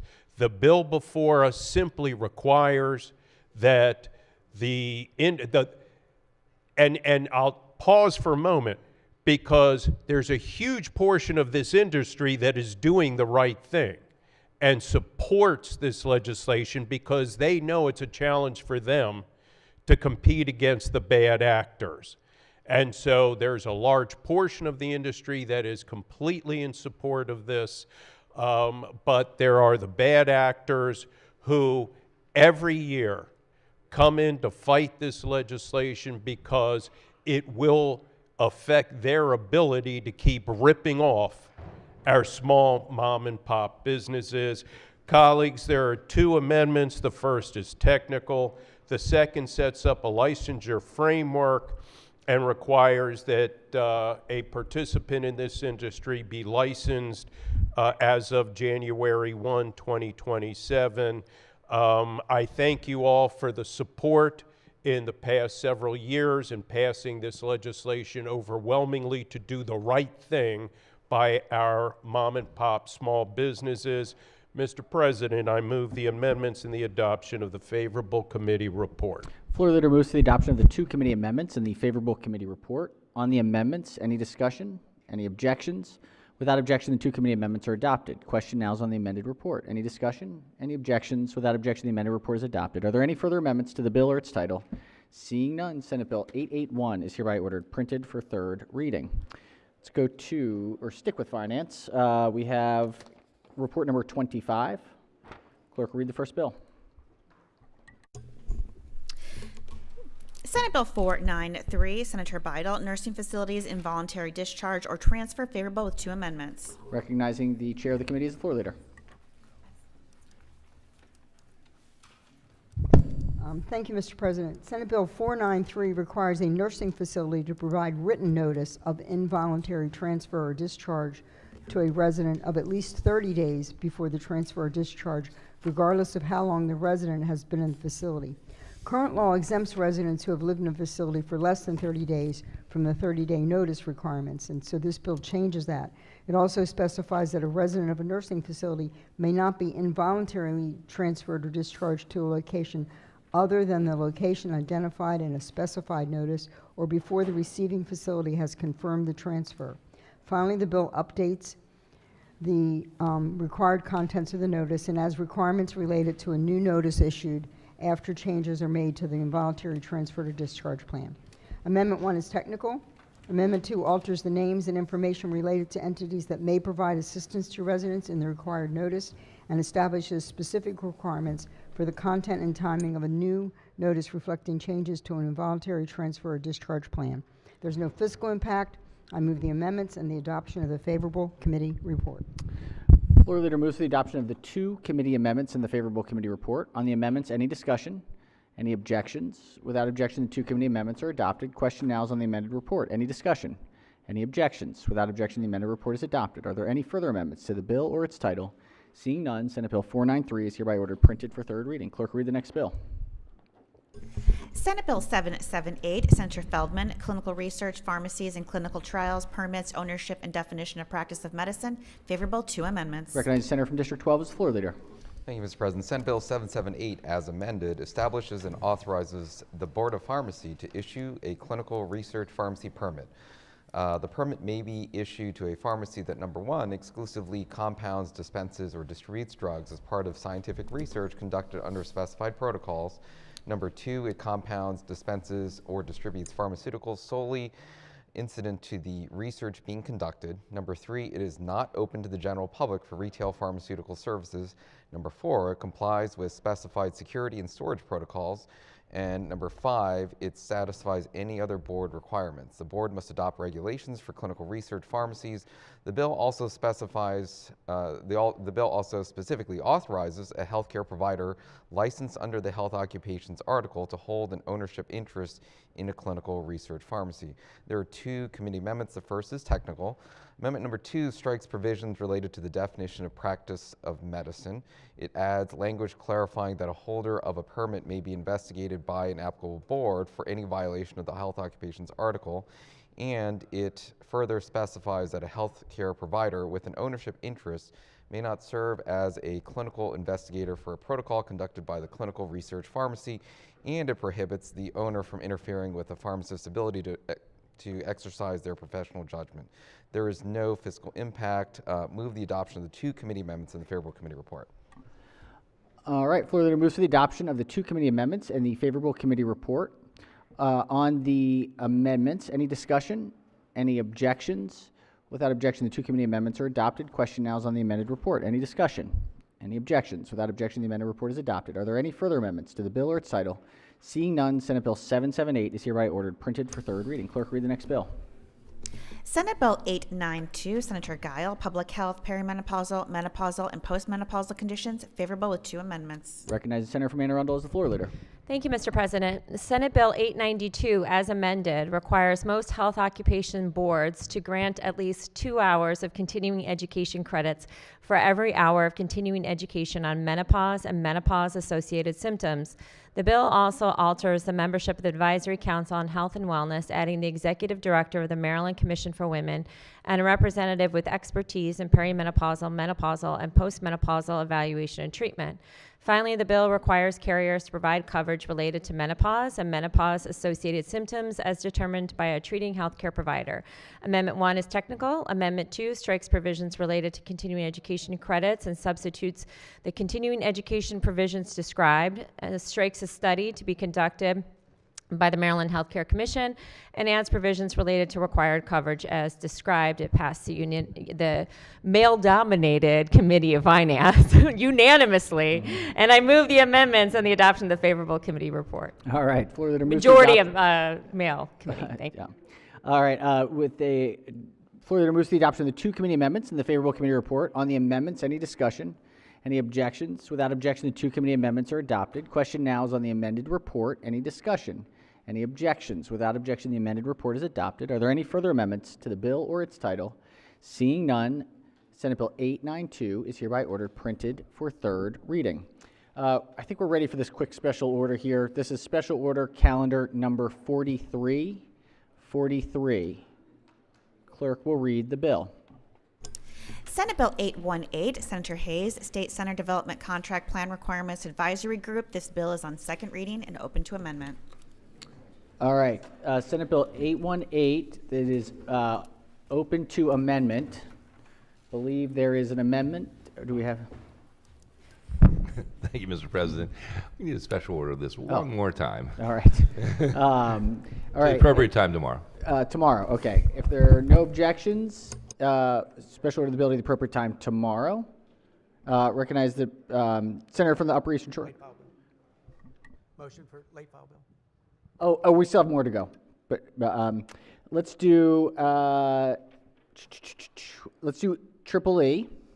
We've got calendar report 17. Are we ready? All right, clerk will read the first bill. Senate Bill 4, Senator Kagan, Charitable Organizations, Charitable Donation, Tax Exempt Status, Revocation, Keeping Charities Nonpartisan Act of 2026, favorable with two amendments. Recognizing the sponsor of the bill is the floor leader. Thank you, Mr. President. Colleagues, 72 years ago, a Republican Congress passed and Republican President Eisenhower signed a law that was called the Johnson Amendment. The purpose of the Johnson Amendment is to protect nonprofit organizations from being pulled into partisan politics. Right now, this amendment of 72 years is being threatened at the national level. There is a court case that's pending in Texas. There's an executive order. There is proposed congressional action. And so this bill, Senate Bill 4, would be triggered, would go into effect, assuming we pass it and it's signed into law, would only go into effect if the Johnson Amendment is repealed or in any way weakened. So why does it matter? Why should we care?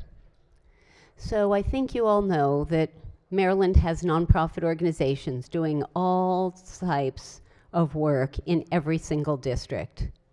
There are 41,000 that are fire companies, that are arts organizations, battered women's shelters, food pantries, homeless shelters. And they make a difference for people in need, and they uplift and enrich our communities. So now let's imagine a world without the Johnson Amendment, when they could get involved in partisan politics. Think about a battered women's shelter who decides to endorse a candidate, and then their big funder, who's supporting the opposing candidate, withholds their money and doesn't support them anymore. Think about a board member who puts pressure on the staff or board colleagues to start getting involved in partisan elections. It would be not only dangerous for that organization, but it would also create a pathway for, and we've heard the phrase dark money over the years, for unaccountable, anonymous, not transparent campaign contributions to be funneled through our nonprofit organizations. They would never be disclosed, they would not be limited, and nonprofits could be using that money to get into our campaigns. There is currently a Texas case that is pending in courts with 2 evangelical churches that are pending. Any day that court case could come down that could undercut the Johnson Amendment. It's expected that other cases, other plaintiffs would get in if this were to be ruled. in their favor. In the history of the Johnson Amendment, there have literally been 4 cases that have been brought. 4. And none of those were against faith institutions. In the history of 72 years, only 1 faith institution was ever had their nonprofit tax exempt status removed. And that was when they not like a little bit around the gray line, the gray area.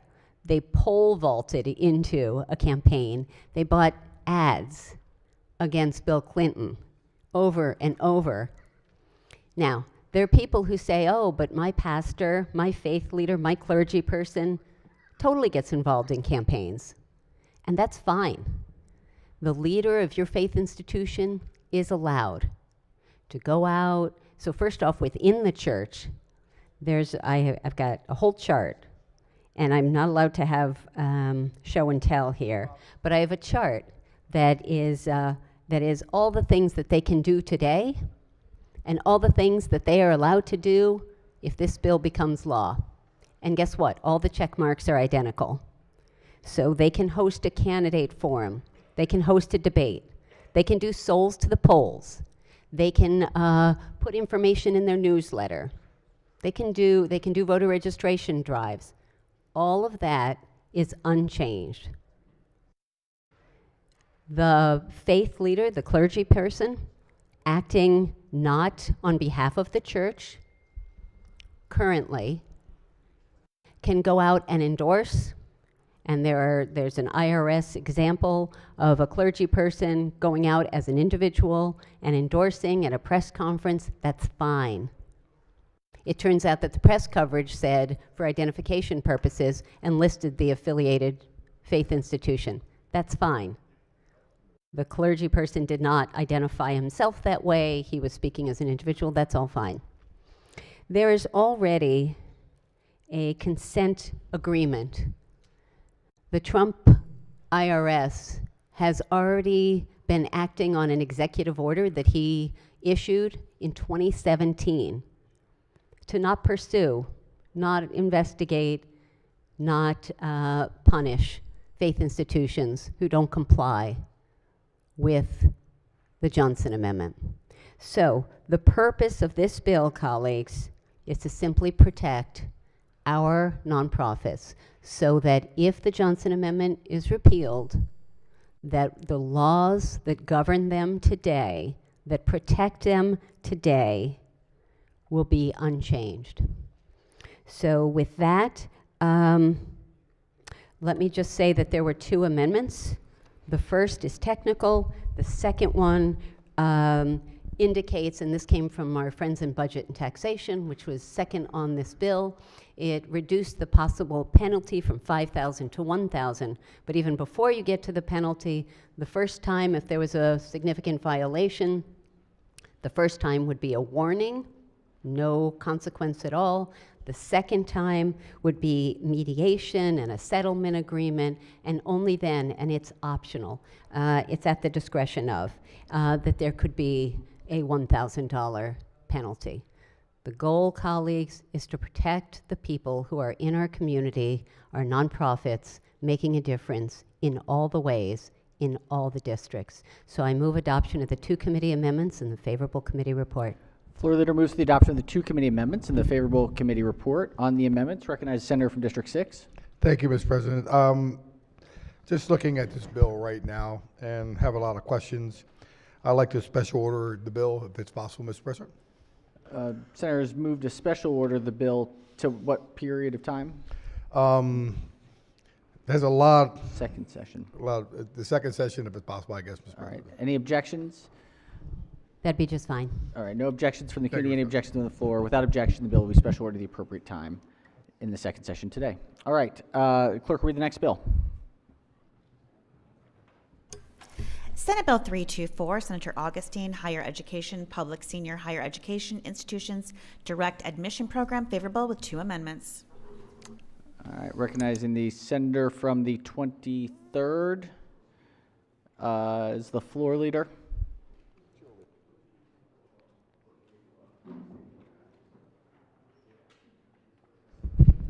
Thank you, Mr. President. Colleagues, this bill establishes a direct administrative admission program to participating public senior higher education institutions for eligible high school students who meet the college and career readiness standard beginning in the 2027-2028 academic year. The Maryland State Department of Education and the Maryland Higher Education Commission must jointly establish a process for notifying MHEC of each high school student in the state who has met the CCR standard each school year. MHEC must administer the program through its financial aid system and the common application. However, admission to an institution under the direct admission program does not guarantee a student placement in any specific program or specific college, school, or functional equivalent at the institution. There are two committee amendments. The first is technical. The second amendment alters the eligibility criteria for eligible students based on an MOU established by MHEC, MSDE, and the public senior institutions of higher education. Requires a program to begin in the 2028-2029 academic year. Strikes the requirement for MHEC to generate a specific customized list of participating institutions for each student, and requires MHEC in collaboration with MSDE to student and make recommendations on the administration of the program and submit a report to the General Assembly on or before July 1st, 2027. Fiscal impact is $100,000 to MHEC under the amendments. I move adoption of the two committee amendments in the favorable committee report. All right, floor leader moves to the adoption of the two committee amendments in the favorable committee report. On the amendments, any discussion? Any objections? Without objection, the two committee amendments are adopted. Question now on the amended report. Any discussion? Any objections? Without objection, the amended report is adopted. Are there any further amendments to the bill or its title? Seeing none, Senate Bill 324 is hereby ordered printed for third reading. Clerk, read the next bill. Senate Bill 486, Senator Carrozza, Higher Education, Maryland Graduate and Professional Scholarship Program, eligible institutions, favorable. Recognize the senator from the 38th as the floor leader. Good day, Mr. Senate President and colleagues. Senate Bill 486.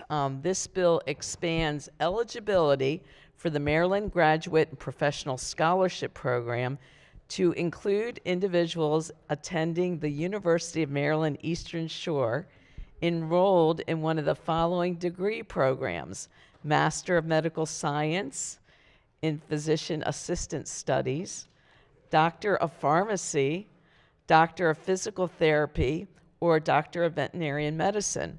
This is an important bill that will help with our workforce shortages in the healthcare industry.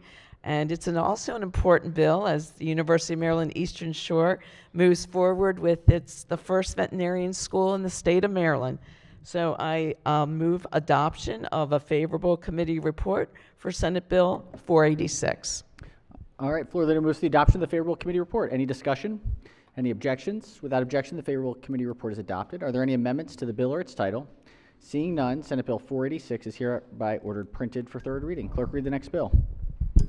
Senate Bill 507, Senator Zucker, Public Schools, Individuals, Disabilities, Accessibility, and Emergency Planning, favorable, two amendments. Recognize the senator from the 41st as the floor leader. Thank you, Mr. President. This bill requires each local school system to, as a component of required regular safety evaluations of each public school, identify and, if necessary, develop solutions for issues of accessibility for individuals with disabilities.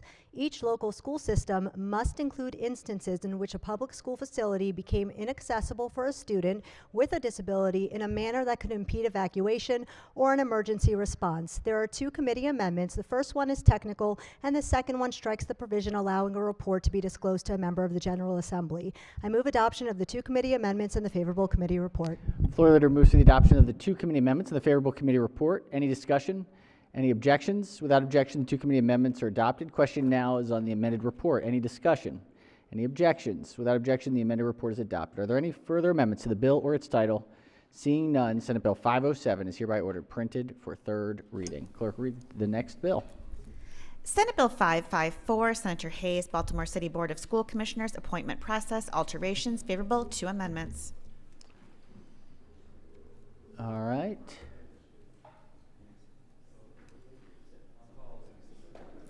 Recognize the chair of the committee.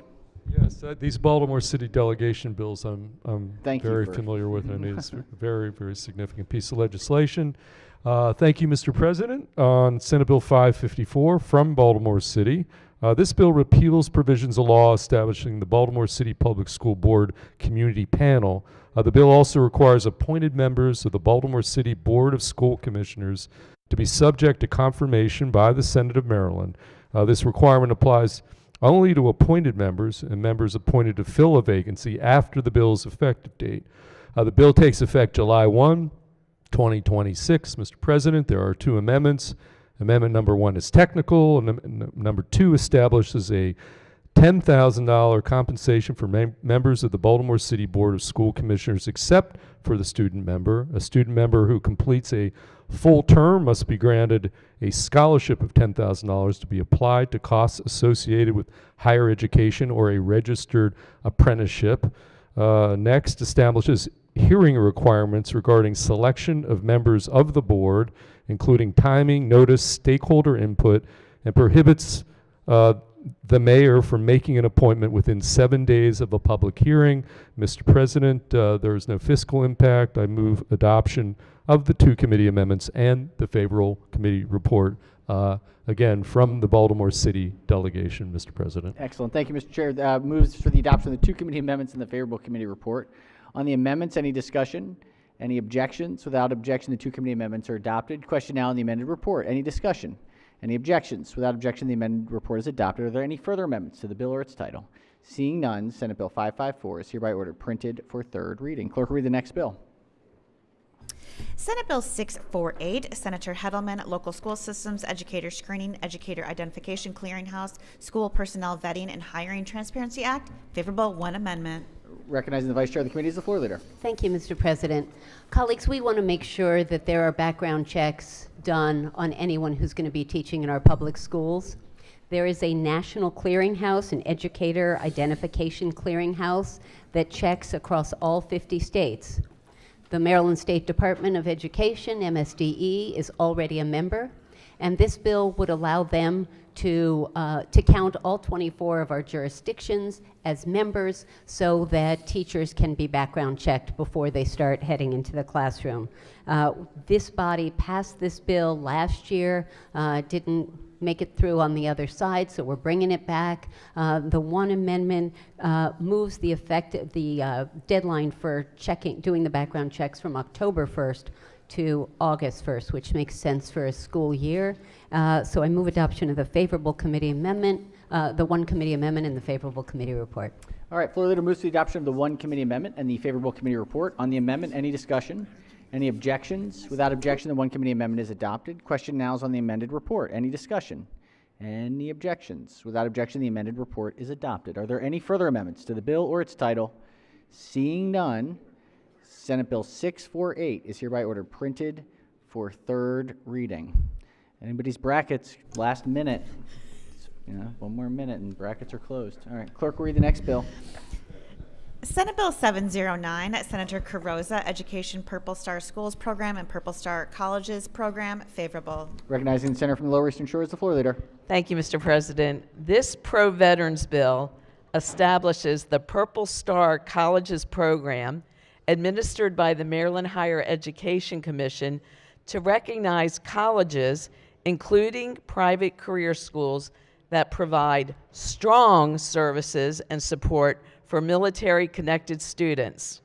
To qualify, a college must, at a minimum, designate a staff liaison to perform specified duties, create an easily accessible web page with pertinent resources, maintain a transition program led by students as appropriate, and offer professional development for staff on issues related to military-connected students transferring to new schools. The bill also changes the definition of military-connected student for purposes of the Purple Star Schools program.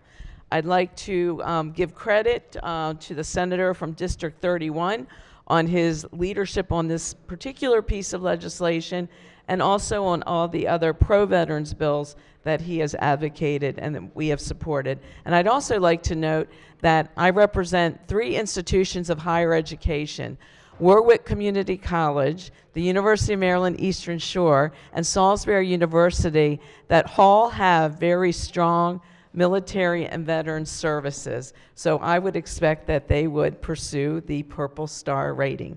So I move for a favorable committee report for Senate Bill 709. All right, floor leader moves for the adoption of the favorable committee report. Any discussion? Any objections? Without objection, the favorable committee report is adopted. Are there any further amendments to the bill or its title? Seeing none, Senate Bill 709 is ordered printed for third reading. Clerk, read the next bill. Senate Bill 720, Senator Hester, Education, Artificial Intelligence Guidelines, Professional Development, and Collaborative Artificial Intelligence Ready Schools Act, favorable to amendments. Thank you, Mr. President. Colleagues, right now across the state of Maryland, access to AI tools and training varies across all of our school systems, and many educators are navigating this technology without professional development.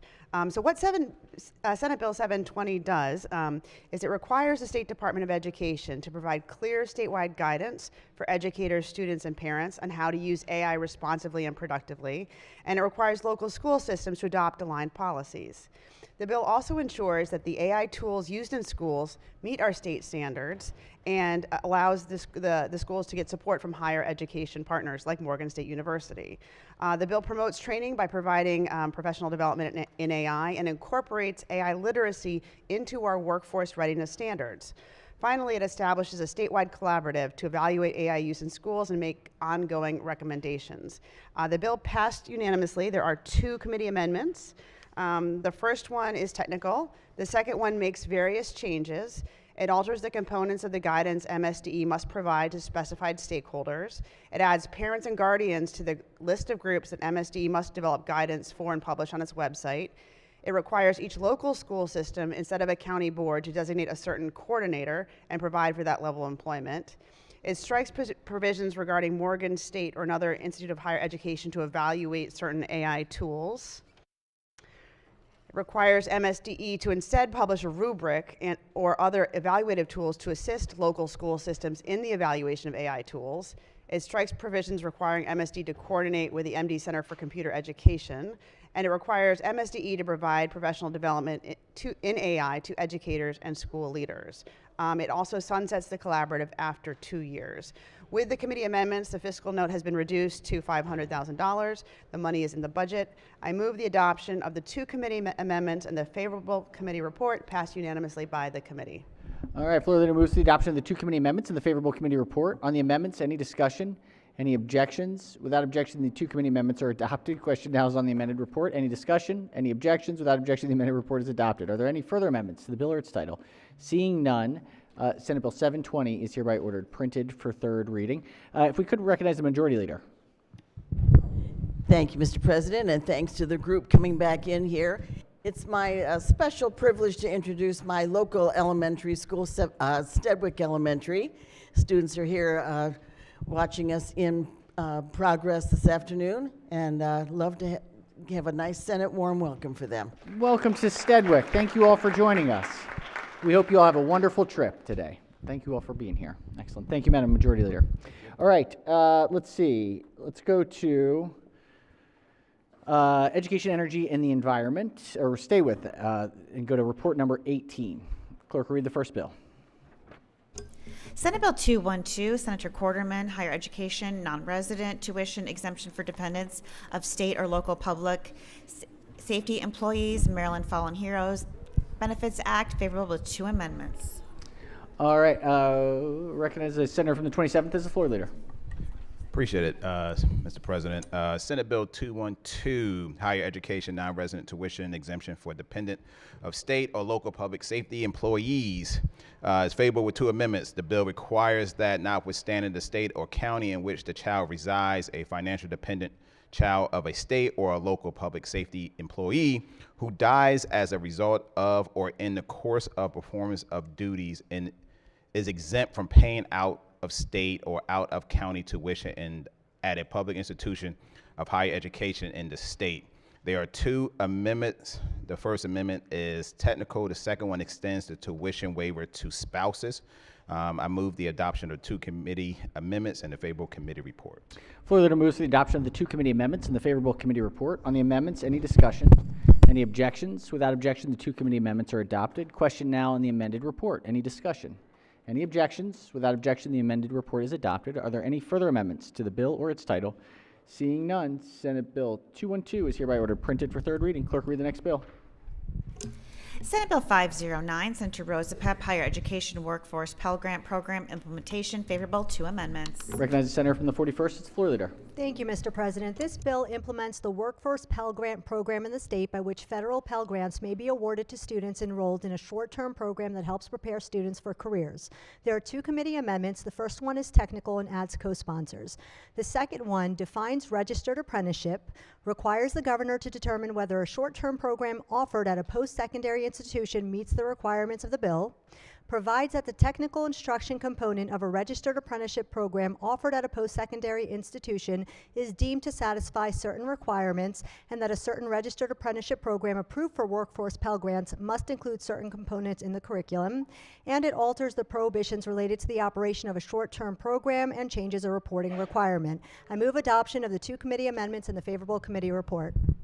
All right, floor leader moves to the adoption of the 2 committee amendments and the favorable committee report. On the amendments, any discussion? Any objections? Without objection, the 2 committee amendments are adopted. Question now is on the amended report. Any discussion? Any objections? Without objection, the amended report is adopted. Are there any further amendments to the bill or its title?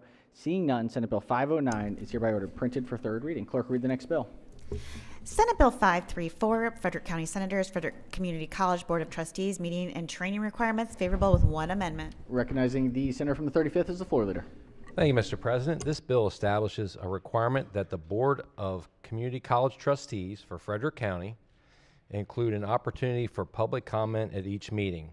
The board must also make an audio or video recording of each meeting and make the recording available to the public on the board's website without charge and to the extent practicable within 2 business days after the recording is made. Additionally, as part of ongoing training and at least every 2 years, board members must undergo training specific to board governance, structure, responsibilities, and roles. There is 1 committee amendment. The amendment establishes requirements for the retention and transcription of video and audio recordings of board meetings. I like to move the 1 amendment and ask for adoption of the favorable committee report. Floor leader moves to the adoption of the 1 committee amendment and the favorable committee report. On the amendment, any discussion? Any objections? Without objection, the 1 committee amendment is adopted. Question now is on the amended report. Any discussion? Any objections? Without objection, the amended report is adopted. Are there any further amendments to the bill or its title? Seeing none, Senate Bill 534 is hereby ordered printed for third reading. Clerk, read the next bill. Senate Bill 601, Senator Hester, Cybersecurity Standards and Compliance Alterations, favorable with 2 amendments. Recognize the bill sponsors, the floor leader. Thank you, Mr. President.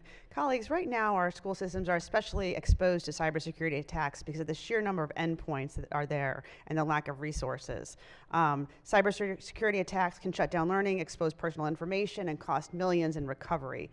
What this bill does is it creates a more consistent and proactive approach so every school system is better prepared to respond to these threats. It passed our committee unanimously. Specifically, the bill does 3 things. It requires local school systems to designate a point of contact for cybersecurity and comply with state guidance. It ensures regular assessments and certifications of cybersecurity readiness so schools are not just reacting but also preparing. And finally, it requires the Department of IT to work with the schools upon their request on these cybersecurity standards. There are 2 committee amendments. The first one is technical and adds co-sponsors. The second one strikes the provisions altering uses of certain funds under the blueprint for Maryland's future. It clarifies that DOIT must annually review and, if necessary, only update the state minimums of cybersecurity standards. It expressly provides that DOIT is not responsible for the successful performance of day-to-day management of the duties of the local school system. And it strikes a provision that requires DOIT to focus on certain standards during a certain school year. As drafted, the fiscal impact has been eliminated with the amendments, and I move the 2 committee amendments and the favorable committee report. Floor leader moves to the adoption of the 2 committee amendments and the favorable committee report. On the amendments, any discussion? Any objections? Without objection, the 2 committee amendments are adopted. Question now is on the amended report. Any discussion? Any objections? Without objection, the amended report is adopted. Are there any further amendments to the bill or its title? Seeing none, Senate Bill 601 is hereby ordered printed for third reading. Clerk, read the next bill. Senate Bill 657, Senator Henson, Maryland Higher Education Commission, Practical Applications of Real Estate Appraisal Grant Program established. Favorable. I'll recognize the senator from the 41st to the floor leader. Thank you, Mr. President. This bill establishes the Practical Applications of Real Estate Appraisal Grant Program in the Maryland Higher Education Commission. There are no committee amendments. There's a minimal fiscal impact, and I move adoption of the favorable committee report. Floor leader moves for the adoption of the favorable committee report. Any discussion? Any objections? Without objection, the favorable committee report is adopted. Are there any amendments to the bill or its title? Seeing none, Senate Bill 657 is hereby ordered printed for third reading. Clerk will read the next bill. Senate Bill 928, Senator Harris, County Board of Education Student Electronic Communication Device Use Policy established, Maryland Phone Free Schools Act, favorable with 2 amendments. Recognize the senator from the 27th as the floor leader. Appreciate it, Mr. President. Senate Bill 928, County Board of Education Student Electronic Communication Device Use Policy establishment, the Maryland Phone Free School Act. This bill is favorable with 2 amendments. The bill requires each local Board of Education to develop and implement by the 2027-2028 school year a policy to limit the use of electronic communication devices by students during the academic school day, defined as any structural or unstructural learning experience that occurs between the first and last bell of the school day. During the academic school day, the local policy must prohibit the use of devices subject to specific exemptions, require students to store devices as specified, and prohibit a student from using a social media application and website determined by the county board. Local policy must also require administrator approval for the use of the personal device for electronic purposes, for educational purposes when a school issued device is unavailable. Appropriate disciplinary actions and measures are specified. Each local Board of Education must engage families and publicize the policy. Lastly, the bill specifies reporting requirements for local boards and the Maryland State Department of Education related to policy implementation. There are 2 amendments. The first amendment is technical and adds co-sponsors. The second amendment, a policy must prohibit rather than limit students' use of devices. Prohibit a student from accessing or using a social media platform during the academic school day. Strikes specified exempted use. Alters the reporting requirements to require a county board to submit a copy of the policy, including specified information, and narrows the information reporting, and requires MSDE to publish a copy of each county policy on its website, and beginning July 30th, 2028 until July 30th, 2033, requires each county board to submit a report to the department on the impact of the policy, including the specified information. This bill passed committee unanimously. I move the adoption of the 2 committee amendments and a favorable committee report. Floor leader moves the adoption of the 2 committee amendments and the favorable committee report. Recognize the senator from College Park. Thank you very much. Will the floor leader yield for a question? Senator may proceed. The bill name talks about phones. Now, obviously now most kids have devices, which are laptops essentially, for academic work in school. I presume this bill does not affect that, or does it in some way? So no, it doesn't affect that. It's just only cell phones, mainly cell phones only. Okay, thank you. Thank you, Mr. President. Thank you, Senator. All right, recognize the senator from the 42nd. Thank you, Mr. President. I wonder if we could special order this bill so for the purpose of adding a sponsor amendment. Sure. Thank you. I think we'll have time to take it up in the second session. Absolutely. Do we want to lay it over? It's motion is, if somebody's getting that, I want to jump on too. So, all right. So we'll lay it over. If there's no objection, or excuse me, the motion is in order. We'll lay the bill over, amendments in the bill over, and take it up in the second session. Great. All right. Let's do AAA. Sticking with AAA, we've got report number 20. Clerk will read the first bill. Senate Bill 165, Senator Brooks, Environment, On-Site Wastewater Systems Requirement for Inspection and Pumping Services and Implementation Dates, favorable with 2 amendments. Recognizing the bill sponsor as the floor leader. Thank you, Mr. President. Colleagues, Senate Bill 165 requires a landlord of property that is served by a septic system by July 1 of 2028 and before each new tenant occupies the property thereafter to ensure that the septic system has been inspected and pumped out. Beginning July 1, 2028, the bill also requires a contract for sales of real property with a septic system to include a provision requiring, as a condition of sale, that the purchase ensure that the system has been inspected and pumped out. Finally, the bill delays by 2 years certain requirements related to the adoption of regulations and licensing of individuals by the State Board of On-Site Wastewater Professionals. There are 2 committee amendments. Amendment number 1 makes technical and clarifying changes, and amendment number 2 exempts septic systems that have been properly abandoned in accordance with the state and local requirements from the bill inspection and pumping requirements, and requires that the Department of the Environment to address the coordination of inspection and pumping requirements through regulations. I move the 2 committee amendments and the favorable committee report. All right, floor leader moves to the adoption of the 2 committee amendments and the favorable committee report. On the amendments, any discussion? Yes, recognize the minority leader on the amendments. Thank you, Mr. President. Floor leader would yield for a question or two. Senator, may proceed.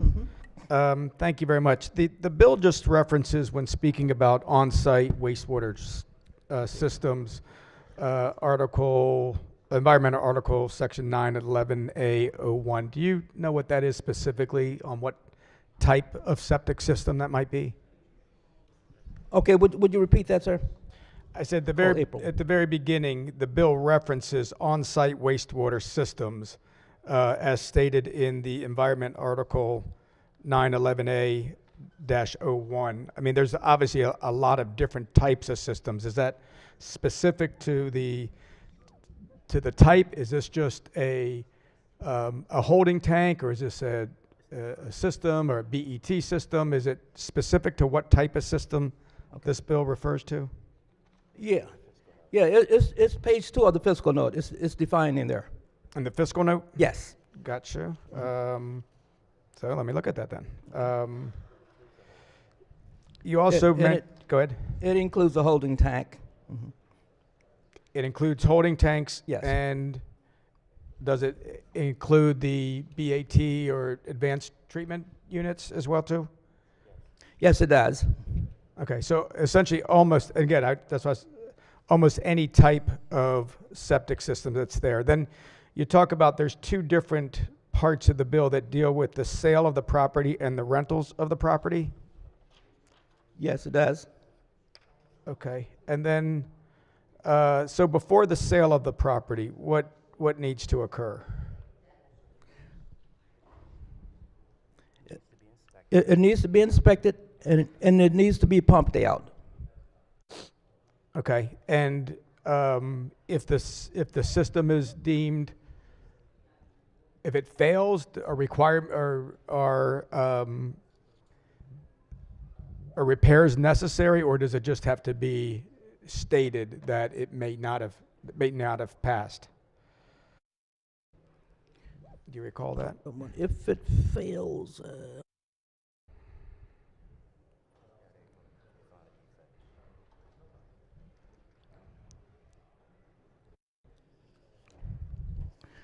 Hold 1 second, I'm getting that answer for you. Okay.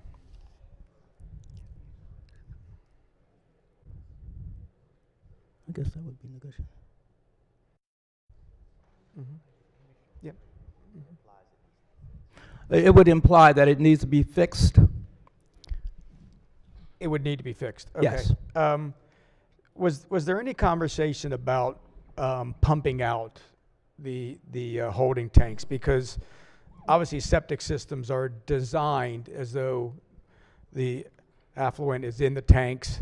It then goes out into the septic field, but it's not always designed that septic tanks are supposed to be pumped out. In fact, was there any comments that arbitrarily pumping out the system could actually damage the system? Did you recall any testimony on that?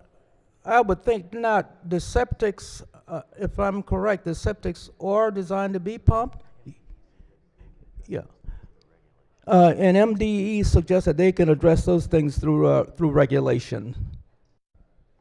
On the frequency of that, okay. Yeah. Yield. There's another concern about, if a property is rented.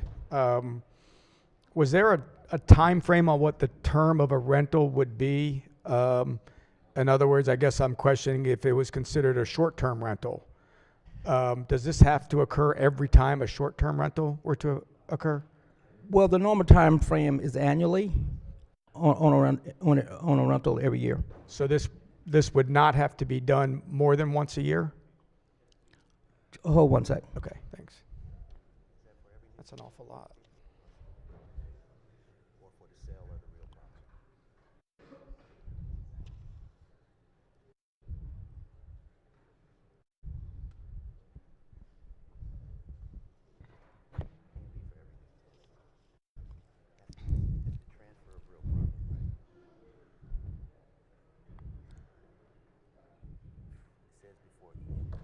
It's annually or it's before each new tenant.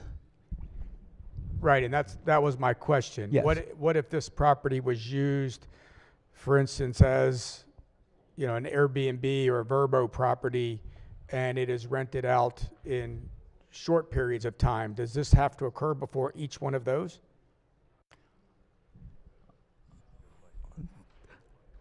Hold 1 second. That's a good question. Thank you.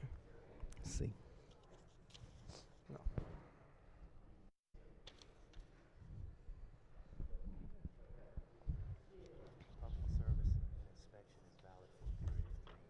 Okay. What this says, a pumping service and an inspection is valid for 3 years. Okay, so if it were to be rented annually, it would only have to have one inspection, and that's then good for 3 years. One inspection and one pump out. Right. Would occur for 3 Yes. years. That is correct. It'd be good for 3 years. Yes. Okay. And this is, as you mentioned before, the Department of Environment, they will provide oversight of this, but it's also handled at the local level through county health officers. Is that accurate?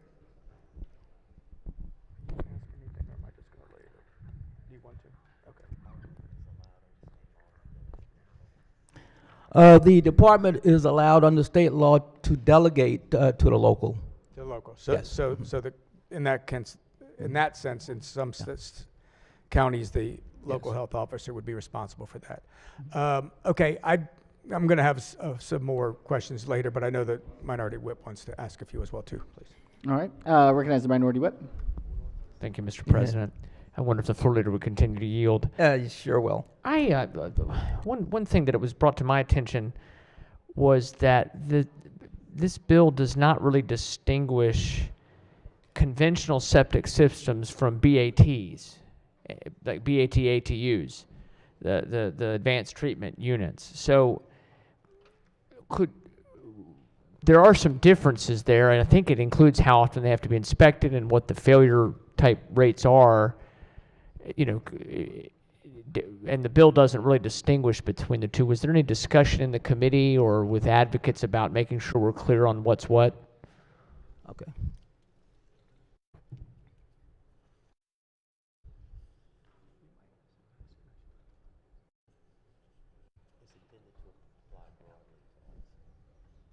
It is intended to apply broadly to all systems. Yes. But there would be different standards associated with, like there's BAT is more, and I'm not an expert by any means, but based on the people I've talked to, BAT is a different level of, I'm not going to say it quite right, but it's a different inspection regime, I guess, for lack of a better way of saying it, than conventional or traditional septic. So, I mean, maybe that's something we could collaborate on language, perhaps, as we move forward here. And for abandoned systems, I noticed there's an amendment in there about abandoned septic systems. So does that amendment basically take abandoned systems that are truly abandoned out of the bill's requirements? Or simply, or is it, I read the language about abandoned systems, didn't quite understand if that took it out of the bill. Yes, it does. Okay, that's good, because you don't want cost when public is not being served. And I guess maybe, lastly, what are we trying to, what's the broader goal of this bill? What's the problem we're trying to solve? Primarily, when we just wanted to make sure that when a person rents or a septic, that the problems that they perhaps would normally face would be mitigated. You know, when they are and reduce the particular cost to them. I guess though, isn't there already a mitigation responsibility, and isn't it already covered by the local departments that oversee this? Like, you can't sell a house if the septic system is failing, right? I mean, it has to be, at least it has to be disclosed. So I'm just trying to understand the point of the bill. Okay, hold on.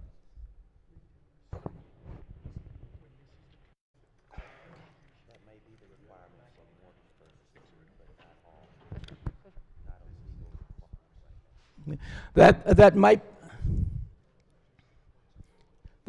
be the requirement for mortgage purposes, but not all legal ramification there. Okay, well, and also I think it's, and my colleague was mentioning some testimony, I think there's sometimes it can be a point of negotiation in a purchase, like, are you going to do a fresh pump out of the septic system, or are we going to address the septic system? I'm not sure that we need to get the state involved in it, but I was trying to understand what's the problem we're trying to solve. Mr. President, I think I have a couple of the Senate Minority Leader and I both have had people approach us about some things with the bill. So I wonder if we could special order this bill for the second session today. Senators requested special order. Sure. No. All right, and no objections from the committee. Any objections from the floor? Without objection, the bill will be special ordered to the appropriate time in the second session. Clerk, read the next bill.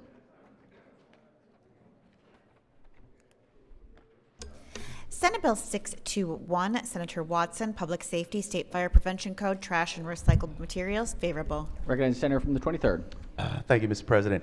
Colleagues, Senate Bill 621 requires the State Fire Prevention Commission, as part of the State Fire Prevention Code, to incorporate by reference in regulations specified provisions of the National Fire Protection Association 101 Life Safety Code, and allow valet trash and recycling materials awaiting scheduled collection to be placed in the corridors and exits of new and existing apartment buildings in accordance with the code's requirements.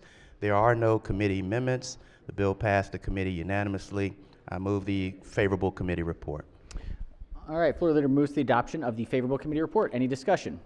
Any objections? Without objection, the favorable committee report is adopted. Are there any amendments to the bill or its title? Seeing none, Senate Bill 621 is ordered printed for third reading. Before we go to the next one, if we could, Senator from the 22nd, apologies, I forgot about it. Oh, good, Mr. President. That's why I'm here. Thank you, Mr. President. Members of the Senate, can you help me in welcoming Dr. Frew and Associates from the Youth Crisis Residence, LLC. This organization provides short-term crisis stabilization for adolescents experiencing acute behavioral health challenges. They're attempting to operate a 12-bed facility for 24/7, 365 for youth in behavioral health crises. And we all know that the psychiatric behavioral health beds, there's a shortage here in the state of Maryland. So I'm really proud to have them join us here today because of the work that they want to do in the county, but they've been held up by bureaucracy. And so I'm hopeful by bringing them here and being recognized that we can move this process a little bit faster to get them over. So please give them a warm Senate welcome. Thank you. Welcome. Thank you all for being here. Thank you for your work. Thank you. Thank you. All right, clerk will read the next bill. Senate Bill 624, Senator Feldman, Public Safety, Short-Term Rental Units, Fire Safety, Jillian and Lindsay Weiner, Short-Term Rental Fire Safety Act, favorable 2 amendments. Recognize the chair of the committee. Thank you, Mr. President. Mr. President, at times that we get gut-wrenching tragedies that uncover regulatory gaps in our state that result in bills to address those gaps, and Senate Bill 624 is such a bill. In this case, the issue here arises from really one of the worst nightmares that any parent could imagine. A family rents a house, short-term rental, and unbeknownst to the family, the house that they rented did not have a working smoke detector. And fire broke out in the middle of the night. Two young women, Jillian and Lindsay Weiner, the name of on the bill, lost their lives in the fire. Their mother did testify in the Triple E committee. So what Senate Bill 624 does, it requires the inclusion of specified fire prevention and detection equipment in all short-term rental units offered for short-term rental for less than 30 consecutive days. We do not have in Maryland rules of the road on that front.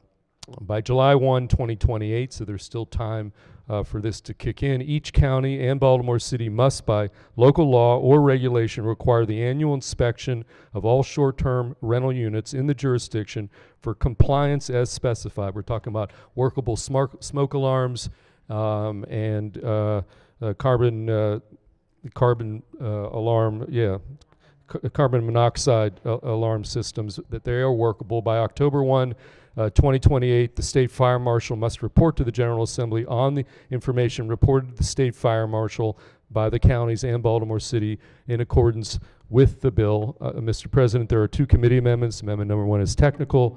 Amendment number 2 expands the bill's requirement to include carbon monoxide alarms. The bill as it came in just dealt with fire alarms. It requires smoke and carbon monoxide alarms that are not interconnected to comply with alternative requirements authorized by the state fire marshal, and requires the office of the state fire marshal to establish minimum required qualifications, certifications, and licensing for third-party inspections if necessary. The amendment also includes clarifying language around local jurisdictions' ability to regulate or prohibit short-term rentals. There was a huge amount of favorable testimony, including strong support from MACO, and the bill passed the committee unanimously, Mr. President. With that, I'd move the adoption of the two committee amendments and the favorable committee report on Senate Bill 624. Floor leader moves the adoption of the two committee amendments and the favorable committee report. Just out of sheer coincidence, this is the first time I've ever noticed we're on the exact same bills in the House and the Senate on the cross files, just randomly. Yeah. So, I'll recognize the minority leader on the bill. Well, thank you very much, Mr. President. Just a quick question for the floor leader, if he would yield. Senator, may Yes, proceed. sir. I might have misheard you, but I thought you talked about smoke alarms, carbon detection. Did you also say fire alarms? No, my apologies. We're talking fire alarms and carbon monoxide alarms. Smoke detector. My apologies. Okay, that was my main Yes. concern. I think that's a very different Yes, thing if yes, you're talking yes. about fire alarm systems. Okay, thank you very much. Yes, Appreciate it. my mistake. Excellent. All right. On the amendments, any further discussion? Any objections? Without objection, the two committee amendments are adopted. Question now is on the amended report. Any discussion? Any objections? Without objection, the amended report is adopted. Are there any further amendments to the bill or its title? Seeing none, Senate Bill 624 is hereby ordered printed for third reading. Turns out we beat them. All right, clerk will read the next bill. Senate Bill 627, Senator Lamb, Korean American Day, favorable. All right, recognizing the senator from District 9 as the floor leader. Thank you, Mr. President. Colleagues, Senate Bill 627 simply designates January 13th as Korean American Day here in Maryland. And this is the date that marks the arrival of the first Korean immigrants to the United States in 1903. We currently have 30,000 Koreans living in this state, and they've made extraordinary contributions across every part of our society, from community and military service in public life to breakthroughs in science, medicine, arts, and small business leadership. While many governors have recognized Korean Day in the past, this just makes it a statement of the legislature that we want to have this permanent every year. And there are no committee amendments, and I move the favorable committee report, which passed unanimously. All right, floor leader moves for the adoption of the favorable committee report. Any discussion? Any objections? Without objection, the favorable committee report is adopted. Are there any amendments to the bill or its title? Seeing none, Senate Bill 627 is hereby ordered printed for third reading. All right, I missed this one by mistake, got out of order here. This is report number 19 out of Triple E. Clerk will read the first bill. Senate Bill 402, Senator Brooks, Residential Child Care Programs, Education of Children, and Training of Child and Youth Care Practitioners, favorable with 3 amendments. Recognizing the bill sponsor is the floor leader. Thank you, Mr. President. Colleagues, this bill requires a licensed operator of a residential child care program that receives state funding and has legal custody or care and control of a child ages 5 through 15 to provide specified educational opportunities to the child. The bill also establishes requirements for training programs for residential child and youth care practitioners approved by the State Board for Certification of Residential Child Care Program Professionals. There are 3 committee amendments. Amendment number 1 is technical. Amendment number 2 repeals requirements that operators of certain residential child care programs enroll in a child for whom they have legal custody or care and control in a certain school and initiate and monitors the transfer of certain records of that child.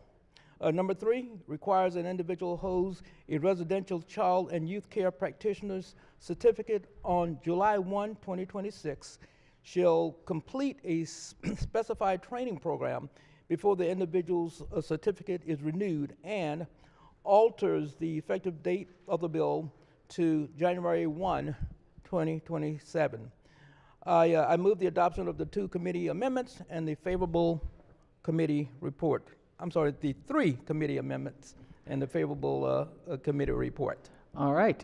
Floor leader moves to the adoption of the 3 committee amendments and the favorable committee report. On the amendments, any discussion? Any objections? Without objection, the 3 committee amendments are adopted. Question now is on the amended report. Any discussion? Any objections? Without objection, the amended report is adopted. Are there any further amendments to the bill or its title? Seeing none, Senate Bill 402 is hereby ordered printed for 3rd reading. Clerk, read the next bill. Senate Bill 508, Senator Carrozza, Somerset County Board of Education, alterations, favorable 1 amendment. Recognize the senator from the 38th District as the floor leader. Thank you, Mr. President. This local emergency bill makes changes to the Somerset County Board of Education to bring Somerset County up to par with other Maryland counties. Specifically, the bill requires the board to consist of 1 non-voting student member from each public high school in the county.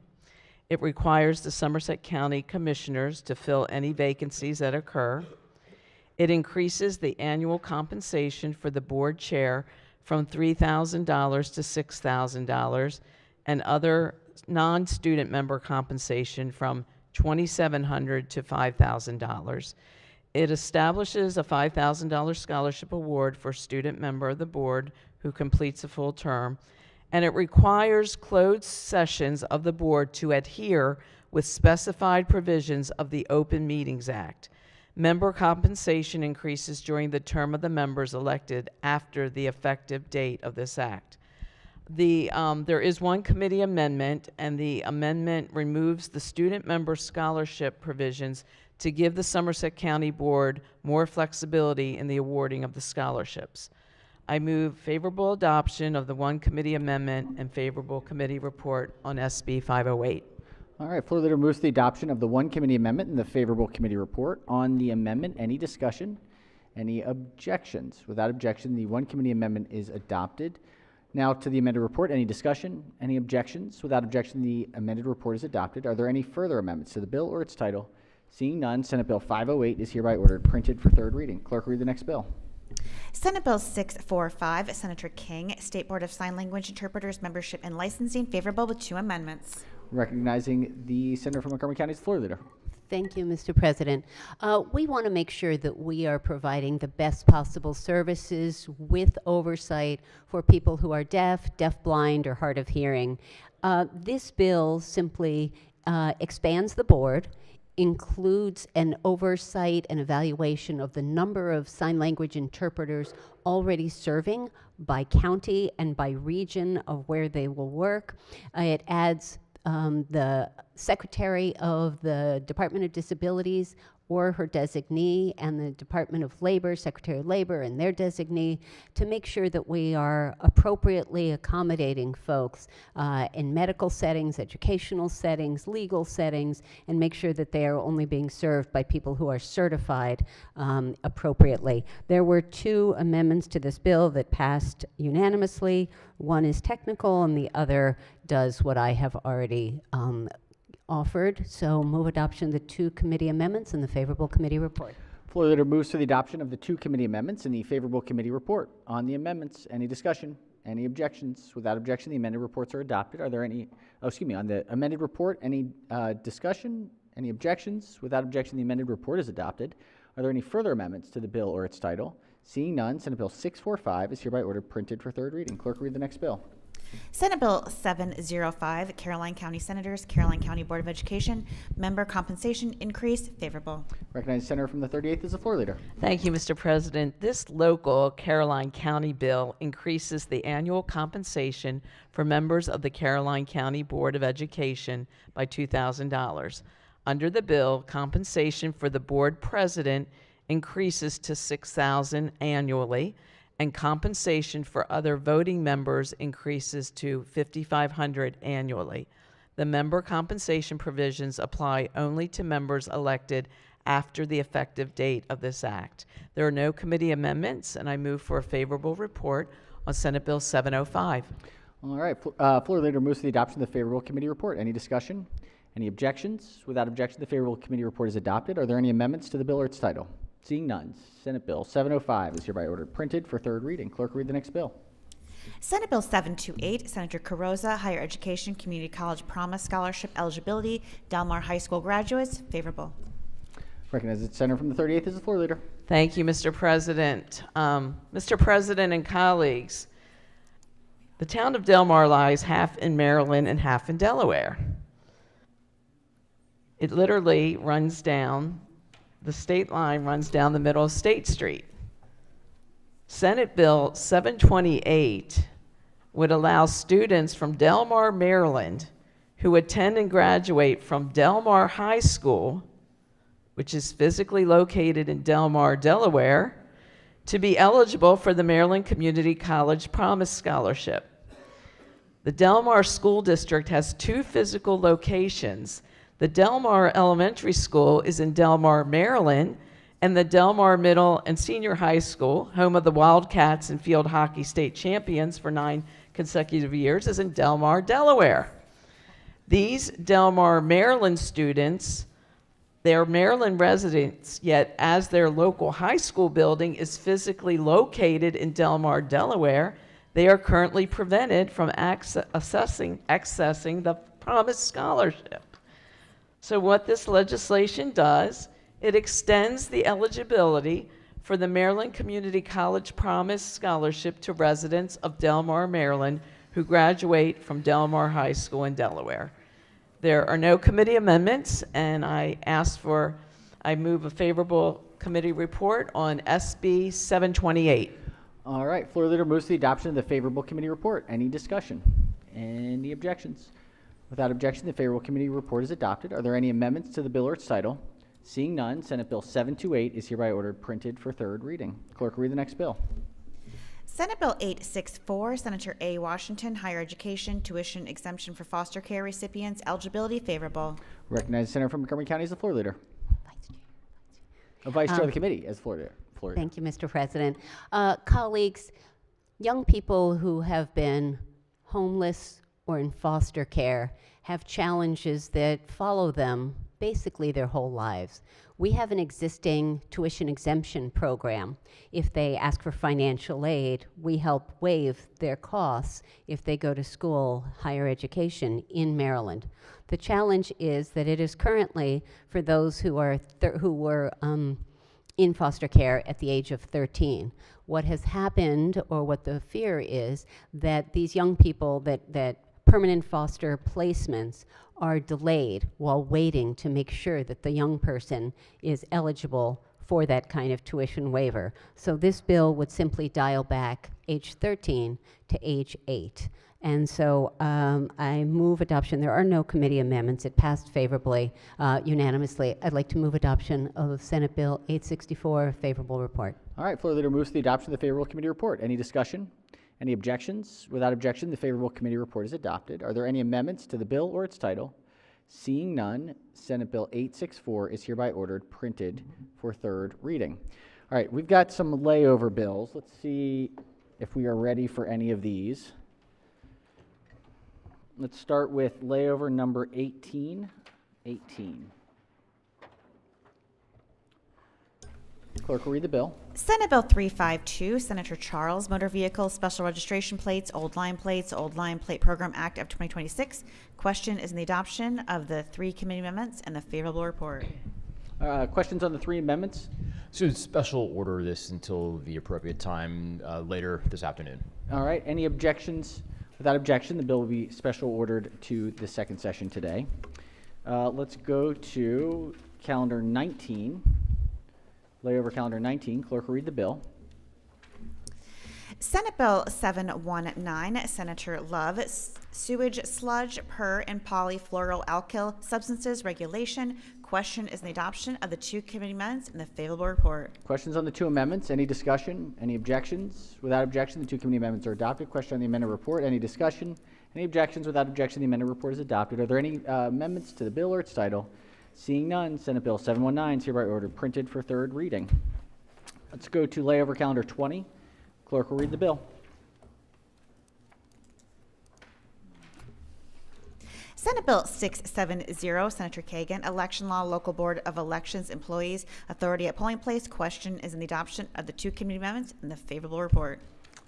All right. The question is on the 2 committee amendments and the favorable committee report. On the amendments, recognize the minority whip.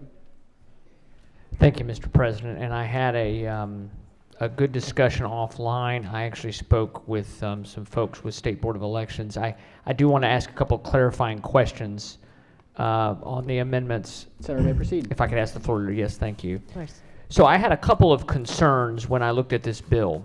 I was glad that there's a scheme to make sure that we know who challengers are and it's documented. But when I looked through the bill, number one, I was concerned about there wasn't really any definition or qualifications for who a designee might be. So the election director or the state director could designee somebody, but I was envisioning designees at every polling place or something like that. My understanding now, based on my conversations offline, and I spoke with you as well, with Florida as well, the designee is the county election director, for example, might designate somebody to go to a place where there's some sort of hot spot of question or trouble. And trouble doesn't always mean someone throwing things around. It just could mean there's questions about something and they don't. And sometimes your election judges will be a little timid or not sure exactly what they're allowed to say and not saying all that. And the election director can't be more than one place at a time. Correct. Right. The election director would be responsible for designating that person. They're not going to designate a guy just standing around to go check it out. They're not going to designate the local Democratic club chair or the local Republican club chair or anything like that. This is the election director. They're accountable.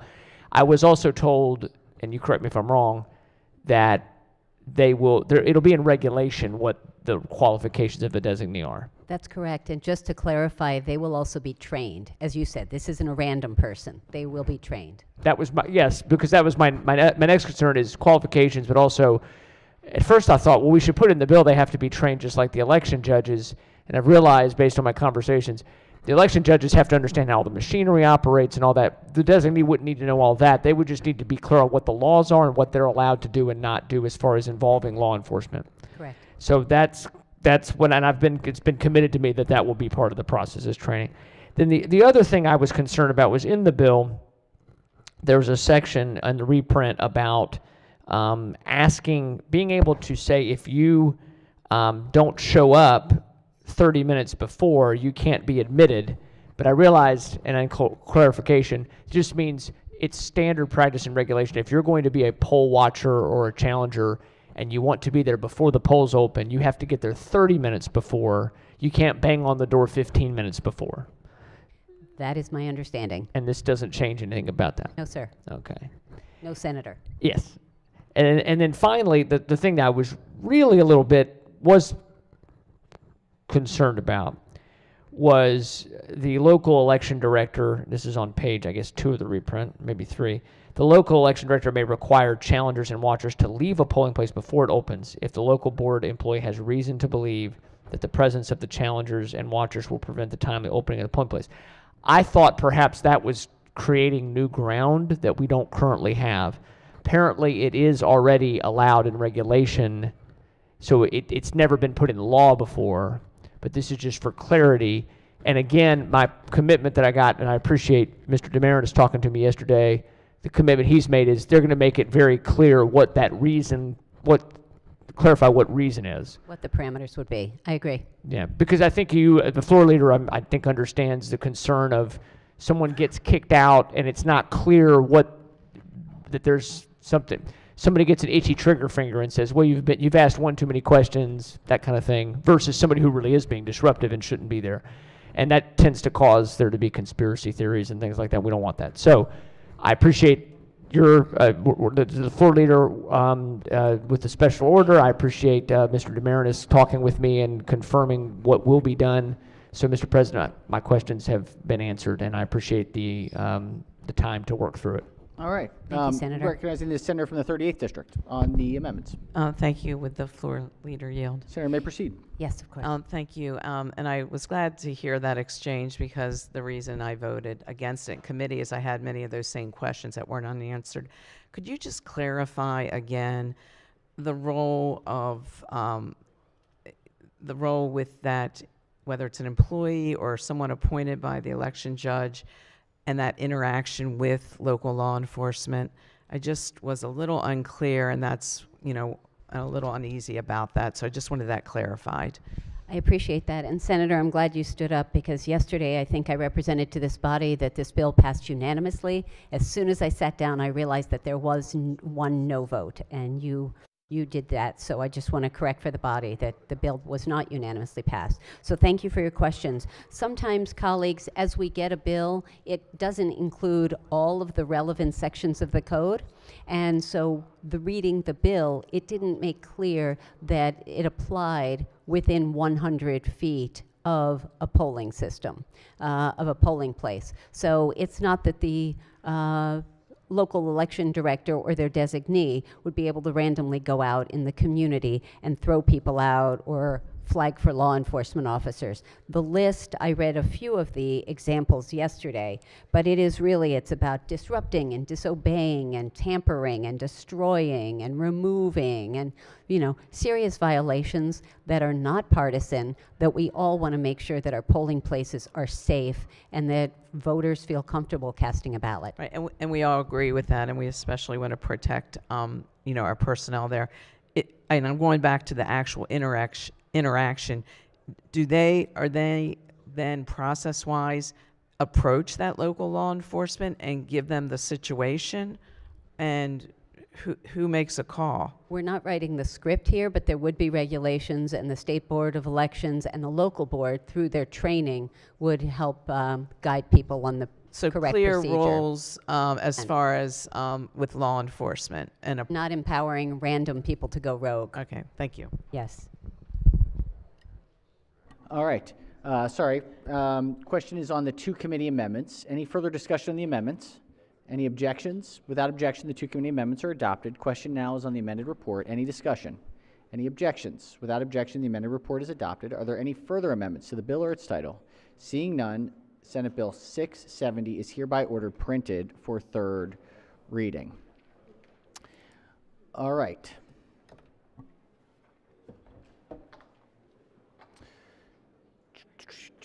Let's go to layover calendar number 21. Clerk will read the bill.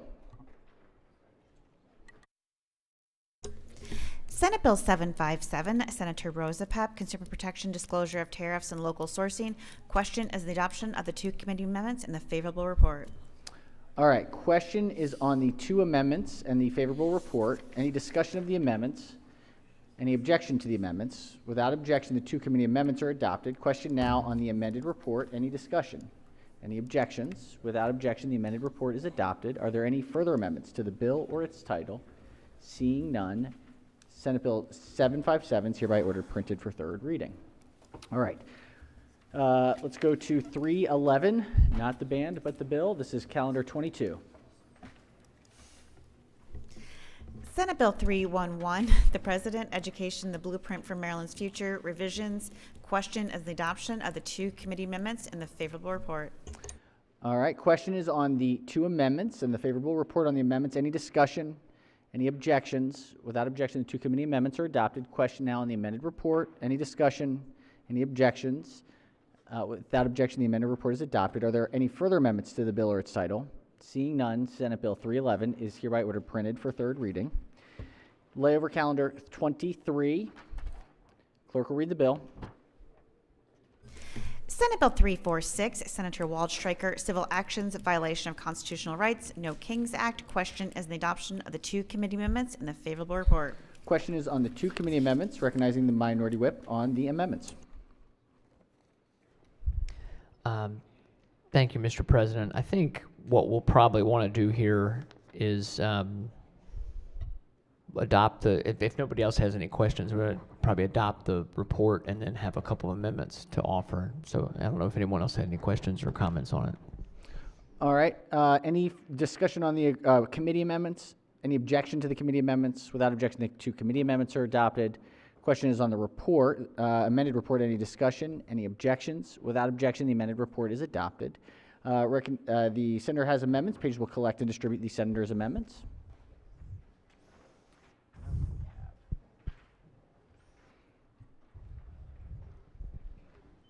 All right. Senator may explain the amendment.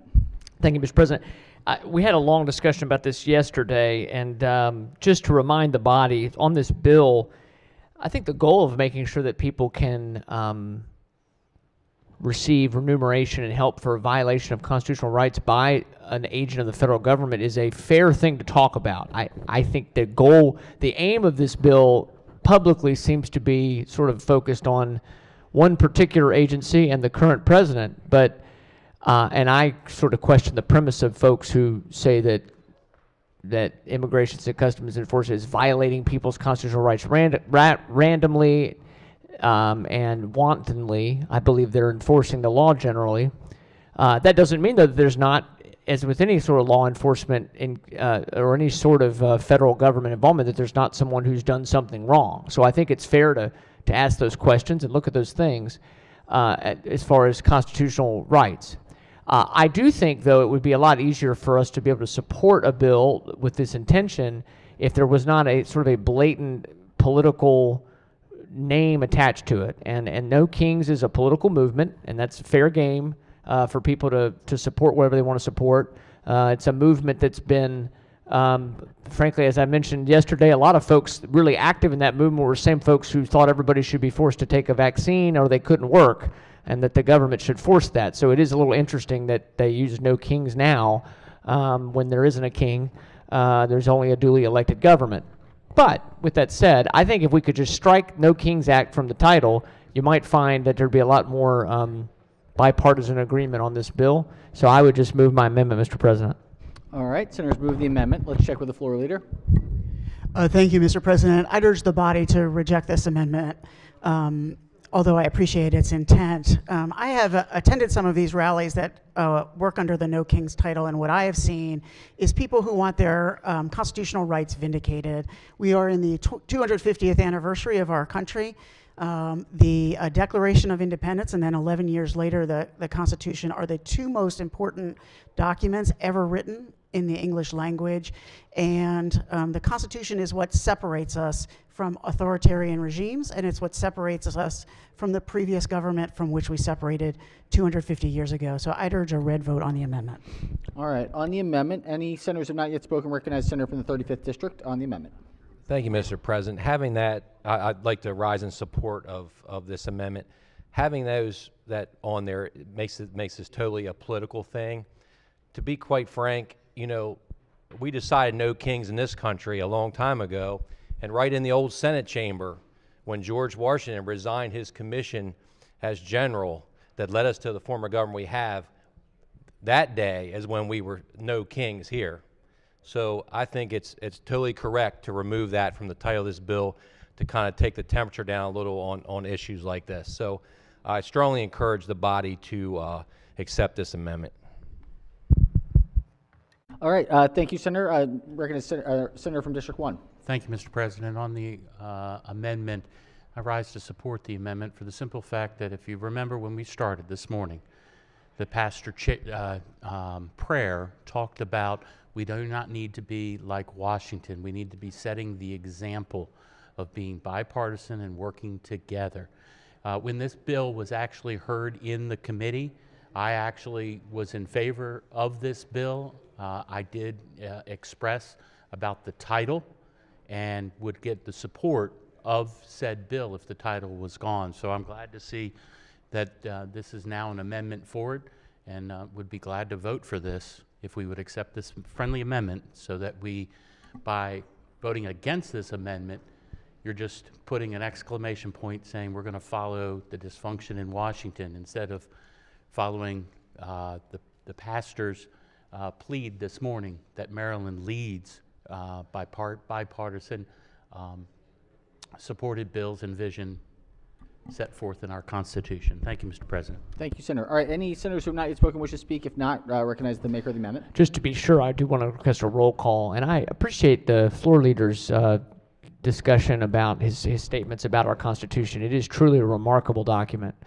America really led the way. We were the first really to do it fully, and we've worked through making sure that the promise of the Constitution and the Bill of Rights apply to everyone in our country. And so I think that's a wonderful thing, and it's something we should also, I know we all celebrate. And so again, though, I would move the amendment and ask for a roll call. All right, if there's no further discussion, the clerk will call the roll. Mr. President? Has everyone recorded their vote? Anyone wish to change their vote? Explain their vote? If not, the clerk will take the call. With 25 votes in the negative, the senator's amendment fails. Senator has another amendment. Page will collect and distribute the senator's amendment.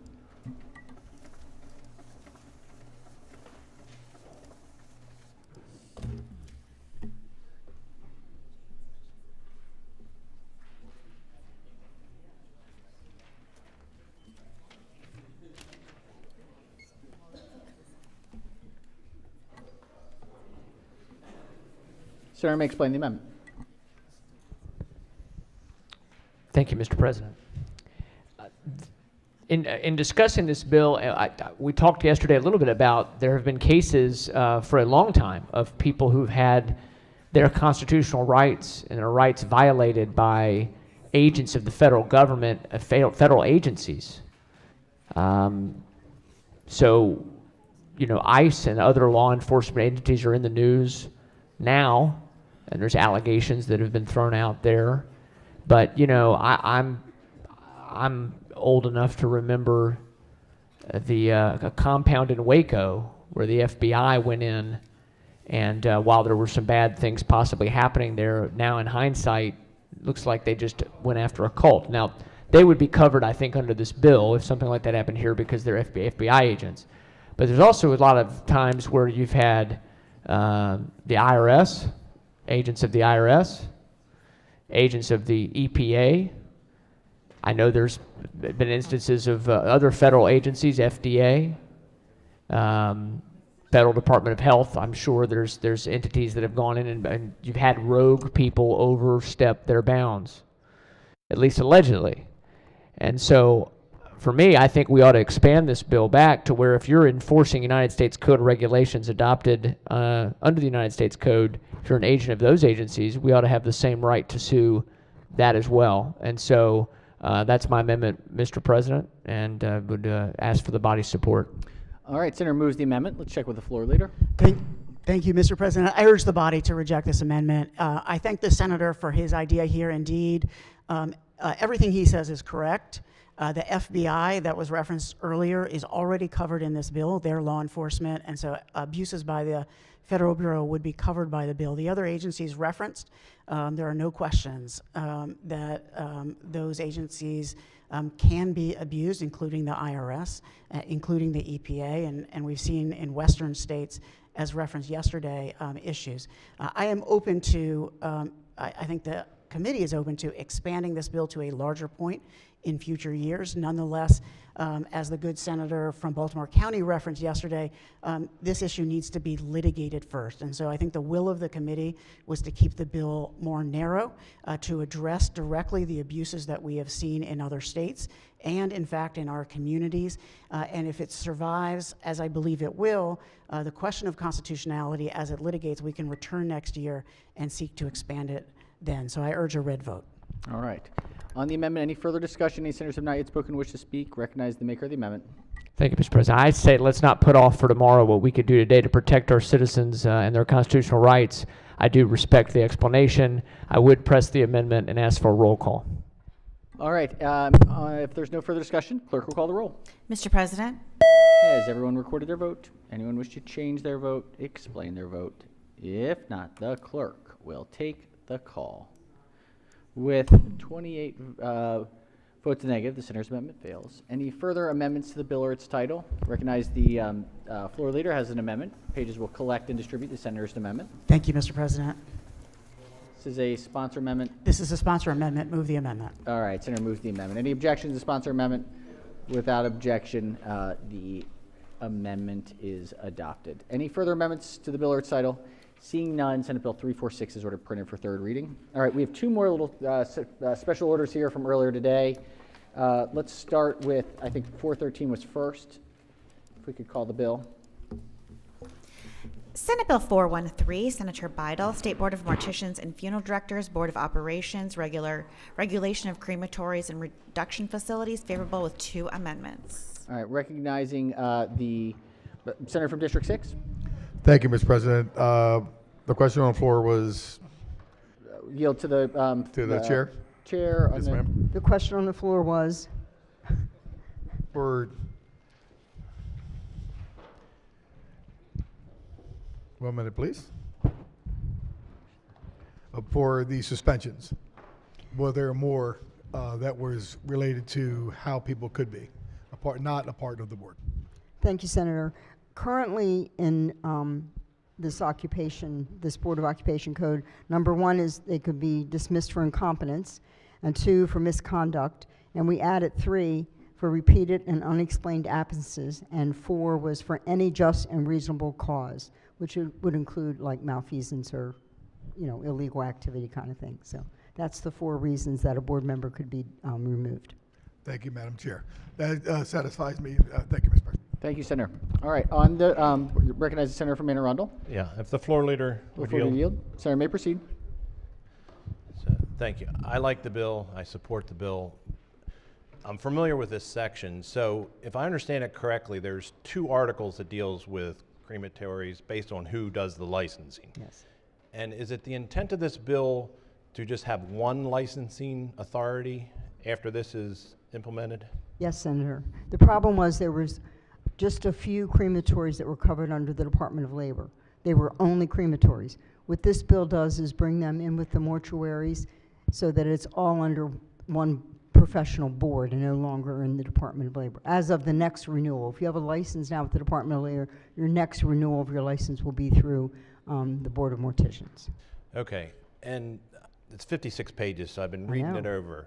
I believe there needs to be a couple of friendly amendments. So instead of special ordering, I would like to lay it over so I can give an amendment tonight. I think you would agree with the amendment. Thank you, Senator.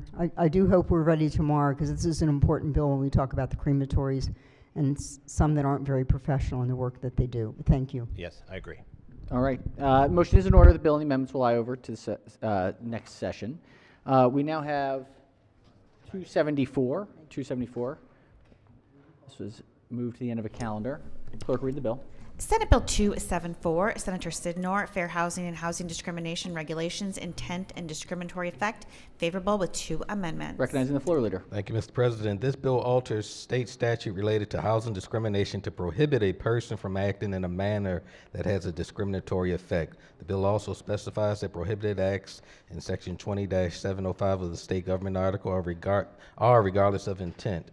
However, a person has not violated a prohibition of 20-705 if that act was without discriminatory intent, the action was necessary to achieve one or more substantial legitimate and non-discriminatory interests, and the person could not have achieved the substantial legitimate and non-discriminatory interest by less discriminatory means. The bill also authorizes DHCD to adopt regulations to carry out its statutory responsibilities related to affirmatively furthering fair housing. There were 2 committee amendments. The first was technical, and the second alters the definition of discriminatory effect and makes clarifying changes. I would move the amended favorable committee report. All right. Floor leader moves for the adoption of the 2 committee amendments in the favorable committee report. On the amendments, any discussion? Any objections? Without objection, the 2 committee amendments are adopted. Question on the amended report. Recognize the senator from District 4. Thank you, Mr. President. Floor leader, would yield for a question? Senator may proceed. Thank you. Thank you for the bill. I know we've had a lot of discussion about 2-party consent over the past several weeks, and especially in the past 24 hours. Do you know offhand if this, as crafted, does this have any guardrails on it for, because this is clearly focused on fair housing, does it have any guardrails for if other elements of a different crime were to occur? This is the disparate impact bill, not the fair housing testing Oh, it's not? No. My apologies. My apologies, Mr. President. You voted for this one. Okay, thank you. All right. On the amended report, any discussion? Any objections? Without objection, the amended report is adopted. Are there any? Senator has an amendment. Pages will collect and distribute the senator's amendment. Give us just a moment to get it uploaded here.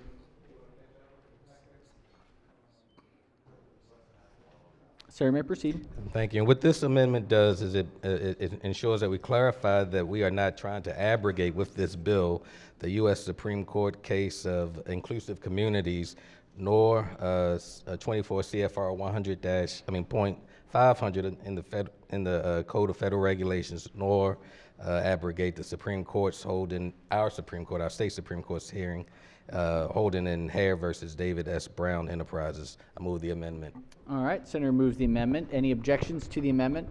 Recognize the minority whip. Mr. President, I would just ask that the bill and the amendment lie over under the rule. Right, Senator's motion is in order. The bill and the amendment will lie over under the rule. All right, that does it. We're going to pause there. We have a number of third reading calendars for tonight. So the bulk will be going through a bunch of these third readers. If there are any particular bills that are on third reader that will need an amendment that have to come back, if we could just get a flag for that for the evening, because we'll bump those up so that we can pull them back to second, and then we'll, so we can do it afterwards. We'll take it, but just let us know so that we can make sure that we get to it to pull it back so that it can come up again on Friday. Let's look at 4:30 for this afternoon. 4:30 for this afternoon for our second round. Let's go ahead and check with our committees. Let's go in reverse order today. Judicial proceedings. Thank you very much, Mr. President. The Judicial Proceedings Committee will meet for a voting session at 2:30 today. 2:30. Budget and tax. It's a wild shakeup, Mr. President. Got to be unpredictable. We will meet at 3:15 for voting. 3:15 for B&T. Triple E. Thank you, Mr. President. Mix things up. Triple E will meet for voting at 2:15. 2:15. 2:15. All right. And the Finance Committee will break the law. And now with time to think about scheduling, Finance Committee. Thank you. We'd already decided on 2:15. Great. All right. 2:15 for finance. 2:15 it is. 2:15 it is. All right. Any standing committees, select committees, delegations, caucuses? Yes, Montgomery County delegation. Yeah, thank you, Mr. President. Montgomery County colleagues, we're going to go straight to the red room. We've got 2 bills that hopefully will be done and over with in 10 minutes. So thank you, Mr. President. Thank you. Any Frederick County delegation? Thank you, Mr. President. If the members of the Frederick County delegation could meet just outside the rear chamber doors here for a quick amendment discussion and vote. Excellent. Thank you. All right. Any further delegations, caucuses, notes, protocol, or otherwise? Anything else? All right. Guess not. All right. In that case, let's do a quorum call. Mr. President? Has everyone recorded their presence? If so, the clerk will take the call. With 42 members in the chamber and a quorum being present, the Senate of Maryland remains in session, recognizing the majority leader. Thank you, Mr. President. I move the Senate of Maryland stand in recess until this afternoon at 4:30. Without objection, so ordered. Have a wonderful afternoon, everyone.